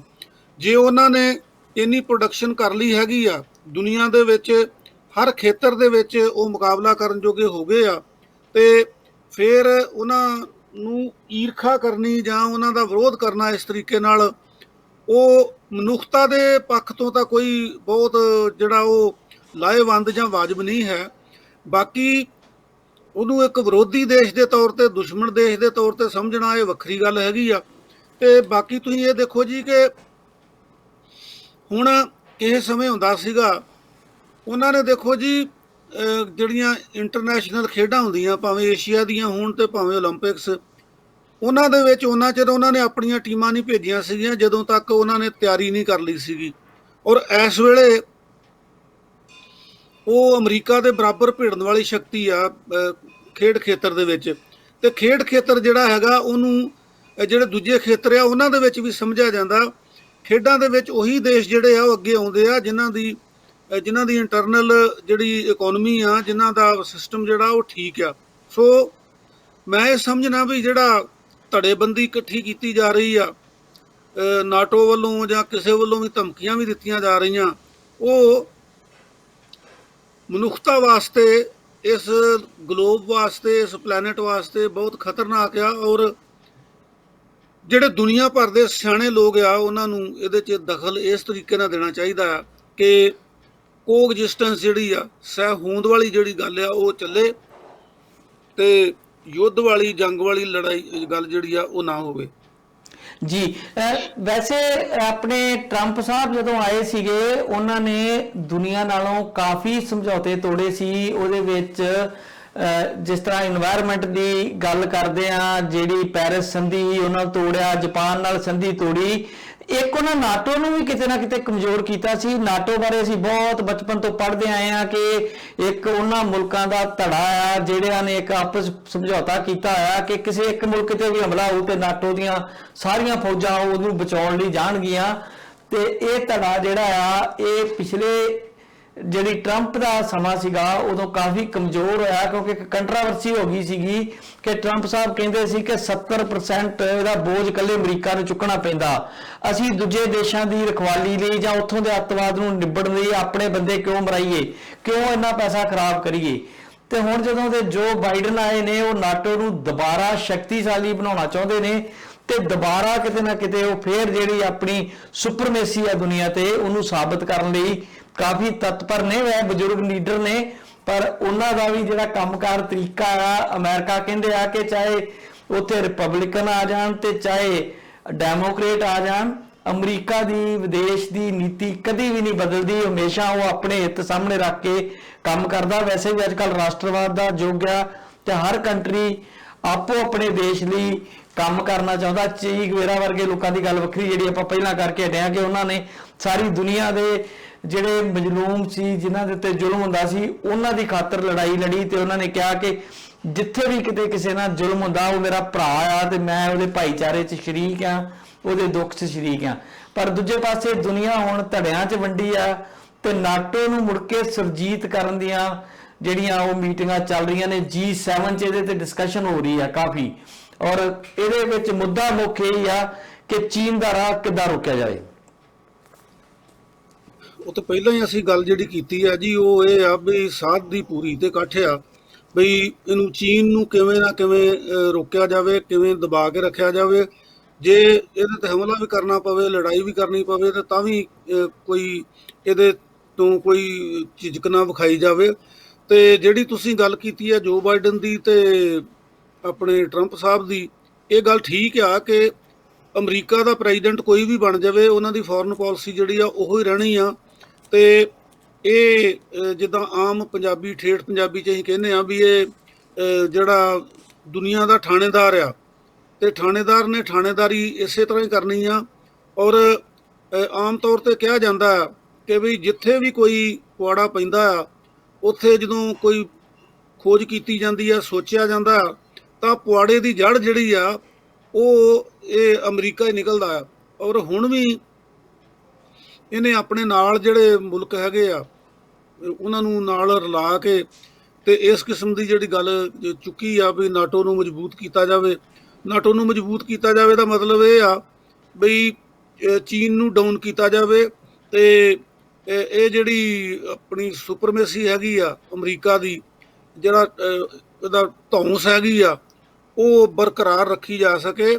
ਸੋ ਇਹ ਵਿਚਾਰਾਂ ਹੋ ਰਹੀਆਂ ਆ, ਪਰ ਹੈ ਚਿੰਤਾ ਵਾਲੀ ਗੱਲ ਗਿੱਲ ਸਾਹਿਬ। ਬਿਲਕੁਲ ਕਾਲੋ ਸਾਹਿਬ, ਇੱਕ ਖਬਰ ਸਾਊਦੀ ਅਰੇਬੀਆ ਦੀ ਆ ਰਹੀ ਆ ਕਿ ਸਾਊਦੀ ਅਰੇਬੀਆ ਕੰਟਰੀ ਜਿਹੜਾ ਆ ਜਿੱਥੇ ਇਸਲਾਮ ਦਾ ਮੁੱਢ ਵੱਜਾ ਸੀਗਾ ਤੇ ਮੁਸਲਮਾਨਾਂ ਦਾ ਸਭ ਤੋਂ ਜਿਹੜੇ ਵੱਡੇ ਤੀਰਥ ਕਹਿ ਲਓ ਉਹਨਾਂ ਦਾ ਮੱਕਾ ਤੇ ਮਦੀਨਾ ਸਾਊਦੀ ਅਰੇਬੀਆ 'ਚ ਨੇ। ਇਸ ਕਰਕੇ ਸਾਊਦੀ ਅਰੇਬੀਆ ਪ੍ਰਤੀ ਜਿਹੜਾ ਇਸਲਾਮਿਕ ਵਰਲਡ ਆ ਉਹਦਾ ਨਜ਼ਰੀਆ ਕੁਝ ਹੋਰ ਰਹਿੰਦਾ ਆ। ਹਾਲਾਂਕਿ ਸਾਊਦੀ ਅਰੇਬੀਆ ਜਿਹੜਾ ਉਹ ਲੰਬੇ ਸਮੇਂ ਤੋਂ ਇਦਾਂ ਲੱਗਦਾ ਹੈ ਕਿ ਭਾਵੇਂ ਉਹ ਇਸਲਾਮਿਕ ਕੰਟਰੀ ਆ, ਹੌਲੀ ਹੌਲੀ ਉਹ ਤੋਂ ਪਿੱਛੇ ਖਿਸਕ ਰਿਹਾ ਤੇ ਅਮਰੀਕਾ ਨਾਲ ਉਹਦੀ ਯਾਰੀ ਜਿਹੜੀ ਆ ਉਹ ਪੱਕੀ ਆ। ਔਰ ਦੂਜੇ ਇਸਲਾਮਿਕ ਮੁਲਕ ਇਰਾਨ ਵਰਗੇ ਮੁਲਕ ਜਿਹੜੇ ਸ਼ੀਆ ਮੁਲਕ ਨੇ, ਕਿਉਂਕਿ ਉੱਥੇ ਸੁੰਨੀ ਜ਼ਿਆਦਾ ਨੇ ਤੇ ਉਹ ਉਹਨਾਂ ਨਾਲ ਵੀ ਦੁਸ਼ਮਣੀ ਛੇੜ ਰਿਹਾ। ਇਸਲਾਮ ਨਾਲ ਦੀ ਕੋਈ ਗੱਲ ਨਹੀਂ ਤੇ ਬੜਾ ਕੰਟਰਾਵਰਸ਼ਲ ਵੀ ਰਿਹਾ। ਬਹੁਤ ਜ਼ਿਆਦਾ ਵੱਡਾ ਹਥਿਆਰਾਂ ਦਾ ਜਿਹੜਾ ਖਰੀਦਦਾਰ ਹੈ ਦੁਨੀਆ ਦਾ, ਪਹਿਲੇ ਨੰਬਰ ਦਾ ਅਮਰੀਕਾ ਕੋ ਹਥਿਆਰ ਖਰੀਦਦਾ ਉਹ ਸਾਊਦੀ ਅਰੇਬੀਆ ਹੀ ਆ। ਬਾਕੀ ਕੰਟਰੀ ਬਾਅਦ ਚ ਆਉਂਦੇ ਨੇ। ਹੁਣ ਭਾਰਤ ਦਾ ਵੀ ਨਾਂ ਵੈਸੇ ਟੌਪ ਵਾਲਿਆਂ ਚ ਆਉਣਾ ਸ਼ੁਰੂ ਹੋ ਗਿਆ, ਪਰ ਉੱਥੇ ਹੁਣ ਕੁਝ ਨਾ ਕੁਝ ਖੁੱਲ੍ਹਾਂ ਵੀ ਮਿਲਣੀਆਂ ਸ਼ੁਰੂ ਹੋ ਗਈਆਂ ਨੇ। ਪਿੱਛੇ 2-3 ਸਾਲ ਪਹਿਲਾਂ ਖਬਰ ਆਈ ਸੀ ਕਿ ਔਰਤਾਂ ਨੂੰ ਕਾਰ ਚਲਾਉਣ ਦੀ ਆਜ਼ਾਦੀ ਦਿੱਤੀ ਗਈ ਸੀ ਤੇ ਹੁਣ ਖਬਰ ਆ ਰਹੀ ਆ ਕਿ ਇਸਲਾਮ ਦੇ ਵਿੱਚ ਤੁਹਾਨੂੰ ਪਤਾ ਔਰਤਾਂ ਦੇ ਉੱਤੇ ਬਹੁਤ ਪਾਬੰਦੀਆਂ ਹੁੰਦੀਆਂ ਨੇ ਤੇ ਉਹ ਹੱਜ ਕਰਨ ਲਈ ਵੀ ਜੇ ਜਾਣਾ ਹੈ ਤੇ ਆਪਣੇ ਪਤੀ ਤੋਂ ਸਵਾ ਨਹੀਂ ਸੀ ਜਾ ਸਕਦੀਆਂ। ਤੇ ਐਰਕੀ ਪਹਿਲੀ ਆ ਰਿਹਾ ਕਿ ਔਰਤਾਂ ਨੂੰ ਇੰਡੀਪੈਂਡੈਂਟ ਤੌਰ ਤੇ ਹੱਜ ਕਰਨ ਦੀ ਇਜਾਜ਼ਤ ਦਿੱਤੀ ਹੈ ਸਾਊਦੀ ਅਰੇਬੀਆ ਦੀ ਸਰਕਾਰ ਨੇ। ਯਾਨੀ ਕਿ ਥੋੜਾ ਜਿਹਾ ਲਿਬਰਲਿਜ਼ਮ ਵੱਲ, ਜਿਹੜੇ ਇਸਲਾਮੀ ਕਦਰਾਂ ਕੀਮਤਾਂ ਤੋਂ, ਜਿਹੜਾ ਉਹਨਾਂ ਦਾ ਖਲੀਫਾ ਰਾਜ ਵਰਗਾ ਸਿਸਟਮ ਹੈ ਉਹ ਤੋਂ ਹਟ ਕੇ, ਇਸਲਾਮੀ ਰਾਜ ਤੋਂ, ਸ਼ਰਈ ਰਾਜ ਤੋਂ ਹਟ ਕੇ ਥੋੜਾ ਜਿਹਾ ਉਹ ਡੈਮੋਕ੍ਰੇਸੀ ਵਾਲੇ ਪਾਸੇ ਨੂੰ ਵੱਧਦਾ ਨਜ਼ਰ ਆਉਂਦਾ ਆ। ਇਹਦੇ ਬਾਰੇ ਕੁਝ ਦੀ ਗੱਲ ਕਰਨੀ ਚਾਹੋਗੇ? ਇਹ ਚੰਗੀ ਗੱਲ ਆ ਜੀ। ਇਹਦਾ ਮਤਲਬ ਇਹ ਹੈਗਾ ਕਿ ਜਿਹੜਾ ਕੋਈ ਵੀ ਦੇਸ਼ ਆ ਉਹ ਦੁਨੀਆ ਦੇ ਵਿੱਚ ਜੋ ਵਾਪਰ ਰਿਹਾ ਹੈਗਾ ਉਹਦੇ ਤੋਂ ਅਪੇਜ ਨਹੀਂ ਰਹਿ ਸਕਦਾ। ਜਿਹੜੀਆਂ ਆਜ਼ਾਦੀ ਦੀਆਂ ਹਵਾਵਾਂ, ਆਜ਼ਾਦ ਫਿਜ਼ਾ ਦੀਆਂ ਹਵਾਵਾਂ ਜਿਹੜੀਆਂ ਚੱਲਦੀਆਂ ਆ, ਉਹਨਾਂ ਦਾ ਹਰ ਥਾਂ ਅਸਰ ਪੈਂਦਾ ਆ। ਔਰ ਇਹ ਹੌਲੀ ਹੌਲੀ ਇੱਕ ਚੰਗਾ ਕਦਮ ਆਪਾਂ ਕਹਿ ਸਕਦੇ ਹਾਂ ਕਿ ਜਿਹੜਾ ਸ਼ਰਈ ਰਾਜ ਆ ਉਹਦੇ ਨਾਲੋਂ ਜਿਹੜਾ ਡੈਮੋਕ੍ਰੇਸੀ ਵੱਲ ਵਧਣਾ ਜਾਂ ਜਿਹੜੀਆਂ ਖੁੱਲ੍ਹਾਂ ਦੇਣੀਆਂ ਉਹ ਚੰਗੀ ਗੱਲ ਆ। ਔਰ ਇਹ ਇੱਕ ਸ਼ੁਭ ਸ਼ਗਨ ਸਮਝਿਆ ਜਾਣਾ ਚਾਹੀਦਾ ਆ। ਤੇ ਬਾਕੀ ਵੀ ਜਿਹੜੇ ਧਰਮ ਆ, ਖਾਸ ਕਰਕੇ ਜਿਹੜੇ ਇਸਲਾਮਿਕ ਮੁਲਕ ਹੈਗੇ ਆ, ਉਹਨਾਂ ਦੇ ਵਿੱਚ ਜਿਹੜੀਆਂ ਕਿਤੇ ਉਦੋਂ ਜ਼ਰੂਰਤਾਂ ਕਰਕੇ ਕੁਝ ਪਾਬੰਦੀਆਂ ਸੀਗੀਆਂ ਉਸ ਸਮੇਂ, ਤੇ ਉਹਨਾਂ ਨੂੰ ਐਜ਼ ਇਟ ਇਜ਼ ਕੰਟੀਨਿਊ ਕਰਨਾ ਮੇਰਾ ਖਿਆਲ ਹੁਣ ਜਿਉਂ-ਜਿਉਂ ਵਿਕਾਸ ਹੋ ਰਿਹਾ ਹੈਗਾ ਉਹਦੇ ਮੁਤਾਬਕ ਸਮੇਂ ਦੇ ਨਾਲ ਜਿੱਦਾਂ ਮਨੁੱਖ ਦੀ ਜਿਹੜੀ ਹੋਂਦ ਆ, ਉਹ ਭਾਵੇਂ ਔਰਤ ਆ ਭਾਵੇਂ ਮਰਦ ਆ, ਤੇ ਉਹਨਾਂ ਦੀ ਇੱਕੋ ਜਿਹੀ ਅਹਿਮੀਅਤ ਹੈਗੀ ਆ। ਔਰਤ ਤੇ ਮਰਦ, ਜਿਵੇਂ ਕਿਹਾ ਜਾਂਦਾ ਵੀ ਜੀਵਨ ਦੀ ਗੱਡੀ ਦੇ ਦੋ ਪਹੀਏ ਆ, ਜਿਨ੍ਹਾਂ ਦੇ ਸਮਾਨ ਬਰਾਬਰ ਹੋਣ ਨਾਲ ਹੀ ਗੱਡੀ ਠੀਕ ਚੱਲਦੀ ਆ। ਤੇ ਇਸਲਾਮ ਦੇ ਵਿੱਚ ਜਿੱਦਾਂ ਪਾਕਿਸਤਾਨ ਦੇ ਵਿੱਚ ਇੱਕ ਬੰਦੇ ਦੀ ਜਿਹੜੀ ਗਵਾਹੀ ਆ, ਉਹ ਪਤਾ ਨਹੀਂ 3 ਕਿ 4 ਔਰਤਾਂ ਜੇ ਗਵਾਹੀ ਦੇਣ ਤਾਂ ਫਿਰ ਉਹ ਇੱਕ ਗਵਾਹੀ ਗਿਣੀ ਜਾਂਦੀ ਆ। ਦੋ ਔਰਤਾਂ ਮੇਰੇ ਖਿਆਲ ਜੀ, 2 ਔਰਤਾਂ ਨੂੰ ਇੱਕ ਮਰਦ ਦੇ ਬਰਾਬਰ ਗਵਾਹ ਮੰਨਿਆ ਜਾਂਦਾ ਹੈ, ਤੇ ਯਕੀਨ ਫਿਰ ਨਹੀਂ ਕੀਤਾ ਜਾਂਦਾ ਉਹਨਾਂ ਤੇ। ਪੱਕਾ ਯਾਦ ਨਹੀਂ ਮੈਨੂੰ ਕਿ ਕਿੰਨਿਆਂ ਨੂੰ ਗਿਣਿਆ ਜਾਂਦਾ, ਪਰ ਇਹ ਗੱਲਾਂ ਜਿਹੜੀਆਂ ਇਹ ਹੌਲੀ ਹੌਲੀ ਹਟਣਗੀਆਂ ਔਰ ਇਹ ਸਾਊਦੀ ਅਰੇਬੀਆ ਦਾ ਪ੍ਰਭਾਵ ਜਿਹੜਾ ਉਹ ਬਾਹਰ ਵੀ ਜਾਏਗਾ। ਔਰ ਮੈਂ ਇਹ ਸਮਝਣਾ ਵੀ ਇਹ ਸ਼ੁਭ ਸ਼ਗਨ ਆ, ਚੰਗੀ ਗੱਲ ਆ ਇਹ, ਕਿ ਜਿੱਦਾਂ ਤੁਸੀਂ ਦੱਸਿਆ ਵੀ ਹੁਣ ਔਰਤ ਜਿਹੜੀ ਆ ਉਹ ਇਕੱਲੀ ਵੀ ਹੱਜ ਕਰਨ ਜਾ ਸਕਦੀ ਆ, ਤੇ ਜਿੱਦਾਂ ਕਾਰ ਚਲਾਉਣ ਦੀ ਵੀ ਉਹਨੂੰ ਆਗਿਆ ਮਿਲ ਗਈ ਆ, ਤੇ ਹੌਲੀ ਹੌਲੀ ਜਿਹੜੀਆਂ ਉਹਦੇ ਵਿਕਾਸ ਵਾਸਤੇ ਦੂਜੀਆਂ ਖੁੱਲ੍ਹਾਂ ਆ ਔਰਤ ਦੀ ਜ਼ਿੰਦਗੀ ਦੇ ਵਿਕਾਸ ਲਈ, ਉਹ ਵੀ ਉੱਥੇ ਹੋਣ ਦੀ ਸੰਭਾਵਨਾ ਜਿਹੜੀ ਉਹ ਬਣ ਗਈ ਆ ਜੀ। ਵੈਸੇ ਇਕੱਲੇ ਇਸਲਾਮ ਦੀ ਗੱਲ ਨਹੀਂ ਕੀ ਕਾਲੋ ਸਾਹਿਬ, ਧਰਮ ਦਾ ਕੱਟੜਪਣ ਭਾਵੇਂ ਕੋਈ ਧਰਮ ਵੀ ਹੋਵੇ, ਭਾਵੇਂ ਮੈਂ ਤੇ ਇੱਥੋਂ ਤੱਕ ਕਹੂੰਗਾ ਕਿ ਜਿਹੜਾ ਸਭ ਤੋਂ ਮਾਡਰਨ ਧਰਮ ਸਿੱਖ ਧਰਮ ਆ, ਉਹਦੇ ਵਿੱਚ ਵੀ ਭਾਵੇਂ ਅਸੀਂ ਲੱਖ ਕਹੀਏ ਵੀ ਸਾਡੇ ਔਰਤ ਦੀ ਬਰਾਬਰ ਆਜ਼ਾਦੀ ਆ, 2-3 ਅਸੀਂ ਕੋਟੇਸ਼ਨ ਗੁਰਬਾਣੀ ਚੋਂ ਜ਼ਰੂਰ ਕੋਟ ਕਰਦੇ ਆ, ਪਰ ਕਿਤੇ ਨਾ ਕਿਤੇ ਮੋਨੋਪਲੀ ਜਿਹੜੀ ਆ ਉਹ ਮਰਦ ਦੀ ਸਾਡੇ ਭਾਈਚਾਰਿਆਂ 'ਚ ਧਰਮ ਦੀ ਹੀ ਇੱਕ ਦੇਣ ਹੈ। ਭਾਵੇਂ ਮੱਧ ਯੁੱਗ ਦੇ ਜ਼ਗੀਰਦਾਰੀ ਨਿਜ਼ਾਮ ਦਾ ਸਿਸਟਮ ਹੋਵੇ, ਉਹਦੇ ਵਿੱਚ ਤੇ ਖੈਰ ਬਹੁਤ ਦਬਾਇਆ ਗਿਆ, ਡੈਮੋਕ੍ਰੈਟਿਕ ਵਿੱਚ ਥੋੜਾ ਜਿਹਾ ਘਟ ਗਿਆ। ਹਿੰਦੂ ਧਰਮ ਜਿਹੜਾ ਵਾ ਉਹਨੂੰ ਕਈ ਵਾਰ ਅਸੀਂ ਬੜਾ ਲਿਬਰਲ ਮੰਨਦੇ ਆ, ਪਰ ਹਿੰਦੂ ਧਰਮ ਦੇ ਵਿੱਚ ਵੀ ਔਰਤ ਜਾਤੀ ਨਾਲ ਜਿਸ ਤਰ੍ਹਾਂ ਦਾ ਕੀਤਾ ਜਾਂਦਾ ਰਿਹਾ ਆ, ਔਰ ਜਿਸ ਤਰ੍ਹਾਂ ਦੇ ਸ਼ਲੋਕ ਨੇ ਕਿ ਨਾਰੀ ਪਸ਼ੂ ਤੇ ਜਿਹੜੇ ਦਲਿਤ ਨੇ ਇਹ ਸਾਰੇ ਘੂਰਨ ਦੇ ਅਧਿਕਾਰੀ ਨੇ, ਇਹਨਾਂ ਦੇ ਬਾਰੇ ਬਹੁਤ ਕੁਝ ਆ। ਤੇ ਜਿਹੜਾ ਜਿਸ ਤਰ੍ਹਾਂ ਵੈਲੈਂਟਾਈਨ ਡੇ ਹੁੰਦਾ, ਜਿਸ ਤਰ੍ਹਾਂ ਹਿੰਦੂ ਧਰਮ ਦੇ ਰਖਵਾਲੇ ਕਹਾਉਂਦੇ ਸ਼ਿਵ ਸੈਨਿਕ ਤੇ ਕੁਝ ਬਜਰੰਗ ਦਲ ਵਾਲੇ ਲੋਕ, ਜੇ ਕਿਸੇ ਲੜਕੀ ਨੂੰ ਇਕੱਠਿਆਂ ਵੇਖਦੇ ਨੇ, ਭਾਵੇਂ ਉਹ ਭੈਣ ਭਰਾ ਵੀ ਹੋਣ, ਤੇ ਉਹਨਾਂ ਦੀ ਕੁੱਟਮਾਰ ਕਰਦੇ ਨੇ, ਉਹਨਾਂ ਦੇ ਕੱਪੜੇ ਪਾੜਦੇ ਨੇ, ਤੇ ਫਿਰ ਇਕੱਲੇ ਇਸਲਾਮ ਦੀ ਗੱਲ ਨਹੀਂ ਆ। ਮੈਨੂੰ ਲੱਗਦਾ ਕਿ ਧਰਮ ਭਾਵੇਂ ਕੋਈ ਵੀ ਹੋਵੇ, ਜਿਹੜਾ ਉਹਦਾ ਕੱਟੜਪਣ ਆ ਨਾ, ਉਹ ਅੰਤ ਦੇ ਵਿੱਚ ਮਾੜੇ ਦੇ ਖਿਲਾਫ ਹੀ ਭੁਗਤਦਾ। ਔਰਤ ਕਿਉਂਕਿ ਸਰੀਰਕ ਤੌਰ ਤੇ ਕਮਜ਼ੋਰ ਮੰਨੀ ਜਾਂਦੀ ਆ, ਉਹਦੇ ਵੀ ਖਿਲਾਫ ਭੁਗਤਦਾ, ਤੇ ਇੱਕ ਹਾਲਾਤ ਇਦਾਂ ਦੇ ਬਣਾਤੇ ਜਾਂਦੇ ਕਿ ਔਰਤ ਨੂੰ ਦਬਾ ਲਿਆ ਜਾਂਦਾ। ਮੈਂ ਇਸਲਾਮਿਕ ਕੱਟੜਤਾ ਦੀ ਗੱਲ ਜਿਹੜੀ ਆ ਤਾਂ ਗਿੱਲ ਸਾਹਿਬ ਕੀਤੀ ਕਿਉਂਕਿ ਉਹ ਸਾਊਦੀ ਅਰੇਬੀਆ ਦੇ ਕੰਟੈਕਸਟ ਦੇ ਵਿੱਚ ਗੱਲ ਚੱਲ ਰਹੀ ਸੀਗੀ। ਹਾਂਜੀ। ਬਾਕੀ ਮੈਂ ਤੁਹਾਡੇ ਨਾਲ ਬਿਲਕੁਲ ਸਹਿਮਤ ਹਾਂ ਕਿ ਕੱਟੜਤਾ ਜਿਹੜੀ ਆ ਉਹ ਹਰ ਧਰਮ ਦੇ ਵਿੱਚ ਮਾੜੀ ਆ, ਤੇ ਕੱਟੜਤਾ ਦੇ ਵਿੱਚ ਬਿਲਕੁਲ ਸਹੀ ਗੱਲ ਆ ਬਈ ਜਿਹੜਾ ਤਗੜਾ ਆ ਜੀ ਉਹਦਾ 37ਵੀਂ 100 ਹੁੰਦਾ ਹੈਗਾ, ਤੇ ਮਾੜਾ ਜਿਹੜਾ ਹੈਗਾ ਉਹ ਭਾਵੇਂ 5-20 ਤੋਂ ਵੀ ਪਹਿਲਾਂ ਹੀ ਆਪਣਾ 24 ਤੇ 100 ਗਿਣ ਲਵੇ। ਸੋ ਇਹ ਗੱਲ ਤੁਹਾਡੀ ਬਿਲਕੁਲ ਠੀਕ ਹੈਗੀ ਆ ਕਿ ਕ੍ਰਿਸਚੈਨਿਟੀ ਵੀ ਜਿਹੜੀ ਆ ਭਾਵੇਂ ਜਿੰਨੀ ਲਿਬਰਲ ਮਰਜ਼ੀ ਹੈਗੀ ਆ, ਪਰ ਜਿੱਥੇ ਕੱਟੜਤਾ ਆ ਜਾਂਦੀ ਆ ਉੱਥੇ ਆ ਹੁਣ ਤੁਸੀਂ ਦੇਖੋ ਨਾ, ਜਿਹੜਾ ਲੰਡਨ ontario ਦੇ ਵਿੱਚ ਘਟਨਾ ਹੋਈ ਆ, ਉਹਦੇ ਵਿੱਚ ਇਹੀ ਗੱਲ ਹੈਗੀ ਆ, ਮਤਲਬ ਉਹ ਕ੍ਰਿਸਚੈਨਿਟੀ ਵਰਸਸ ਇਸਲਾਮ ਵਾਲੀ ਗੱਲ ਹੈਗੀ ਆ। ਸੋ ਕੱਟੜਤਾ ਮੈਂ ਸਮਝਣਾ, ਤੁਸੀਂ ਵੀ ਸਮਝਦੇ ਆ, ਔਰ ਇਹ ਕਿਸੇ ਵੀ ਧਰਮ ਦੇ ਵਿੱਚ ਜਿਹੜੀ ਆ ਮਾੜੀ ਆ, ਇਹ ਮਨੁੱਖਤਾ ਵਿਰੋਧੀ ਆ। ਇਹ ਮੈਂ ਕਹਿੰਦਾ ਬਲਕਿ ਸਗੋਂ ਉਸ ਧਰਮ ਦੇ ਵੀ ਵਿਰੋਧੀ ਆ। ਅਸੀਂ ਦੇਖੋ ਜੇ ਆਪਣੇ ਸਿੱਖ ਧਰਮ ਦੀ ਗੱਲ ਕਰੀਏ ਤੇ ਗੁਰੂ ਨਾਨਕ ਦੇਵ ਜੀ ਦੀਆਂ ਸਿੱਖਿਆਵਾਂ ਜਿਹੜੀਆਂ ਆ, ਜਾਂ ਗੁਰੂ ਸਾਹਿਬਾਨ ਦੀਆਂ ਬਾਕੀਆਂ ਦੀਆਂ ਸਿੱਖਿਆਵਾਂ ਜਿਹੜੀਆਂ ਆ, ਜਾਂ ਹੋਰ ਮਹਾਂਪੁਰਖਾਂ ਦੀਆਂ, ਉਹਨਾਂ ਦੀ ਅਸੀਂ ਪੂਜਾ ਕਰਦੇ ਹਾਂ, ਪਰੰਤੂ ਉਹਨਾਂ ਨੂੰ ਸਮਝ ਕੇ ਉਹਦੇ ਉੱਤੇ ਅਮਲ ਨਹੀਂ ਕਰਦੇ। ਇਹ ਜ਼ਿੰਦਗੀ ਲਈ ਇੱਕ ਤਰਜ਼ੇ ਜ਼ਿੰਦਗੀ ਜਿਹੜੀ ਆ ਉਹ ਗ੍ਰੰਥ ਸਾਹਿਬ ਦੇ ਵਿੱਚ ਗੁਰੂ ਅਰਜਨ ਦੇਵ ਜੀ ਨੇ ਬੰਦ ਕੀਤੀ ਸੀਗੀ। ਵੱਖਰੇ ਵੱਖਰੇ ਇਲਾਕਿਆਂ ਦੇ ਵੱਖਰੇ ਵੱਖਰੇ ਧਰਮਾਂ ਦੇ ਲੋਕ ਜਿਹੜੇ ਆ ਉਹਨਾਂ ਨੂੰ, ਉਹਨਾਂ ਦੀਆਂ ਰਚਨਾਵਾਂ ਨੂੰ ਇਕੱਠਿਆਂ ਕਰਕੇ, ਜਿਹੜੀਆਂ ਮਨੁੱਖ ਦੇ ਭਲੇ ਲਈ ਸੀਗੀਆਂ, ਜਿਹੜੀਆਂ ਜ਼ਿੰਦਗੀ ਨੂੰ ਬਿਹਤਰ ਜ਼ਿੰਦਗੀ ਬਣਾਉਣ ਲਈ ਸੀਗੀਆਂ, ਉਹ ਉਹਨਾਂ ਨੇ ਇਕੱਠੀਆਂ ਕਰਕੇ ਕਿ ਇੱਕ ਚੰਗੀ ਜ਼ਿੰਦਗੀ ਜਿਉਣ ਦਾ ਜਿਹੜਾ ਢੰਗ ਹੈਗਾ ਉਹ ਇਸ ਗ੍ਰੰਥ ਦੇ ਵਿੱਚ ਸ਼ਬਦ ਦੇ ਰੂਪ ਦੇ ਵਿੱਚ ਰੱਖਿਆ। ਔਰ ਜੇ ਉਹਨੂੰ ਕੋਈ ਨਹੀਂ ਮੰਨਦਾ ਤਾਂ ਉਹਦੇ 'ਚ ਗੁਰੂ ਸਾਹਿਬਾਨ ਦਾ ਜਾਂ ਜਿਹੜੇ ਫਾਊਂਡਰ ਹੈਗੇ ਆ ਉਹਨਾਂ ਦਾ ਕੋਈ ਕਸੂਰ ਨਹੀਂ ਹੈ। ਹੌਲੀ ਹੌਲੀ ਹਰ ਧਰਮ ਦੇ ਵਿੱਚ ਕਈ ਕਈ ਗਾਂਹ ਜਿਹੜੇ ਸੈਕਟ ਆ ਉਹ ਬਣਦੇ ਜਾਂਦੇ ਆ। ਹਰ ਇੱਕ ਨੇ ਆਪਣਾ ਆਪਣਾ ਅਸੂਲ ਬਣਾਇਆ ਹੈਗਾ, ਤੇ ਜਿਹੜੇ ਕਈ ਵਿੱਚੋਂ ਜਿਹੜੇ ਇਦਾਂ ਦੇ ਫਿਰਕੇ ਨਿਕਲਦੇ ਆਉਂਦੇ ਆ। ਫਿਰਕਿਆਂ ਤੋਂ ਗਾਂਹ ਤੇ ਹੁਣ ਤਾਂ ਗਿੱਲ ਸਾਹਿਬ ਡੇਰੇ ਨਿਕਲਦੇ ਆਉਂਦੇ ਆ। ਮਤਲਬ ਇਹ ਮੈਨੂੰ ਲੱਗਦਾ ਹੈ ਕਿ ਇੱਕ ਪਿੰਡ 'ਚ ਸ਼ਾਇਦ ਕਿਤੇ ਦੋ ਦੋ ਵੀ ਬਣ ਗਏ ਹੋਣ। ਸੋ ਕੱਟੜਤਾ ਜਿਹੜੀ ਆ ਜੀ ਉਹ ਮਾੜੀ ਆ।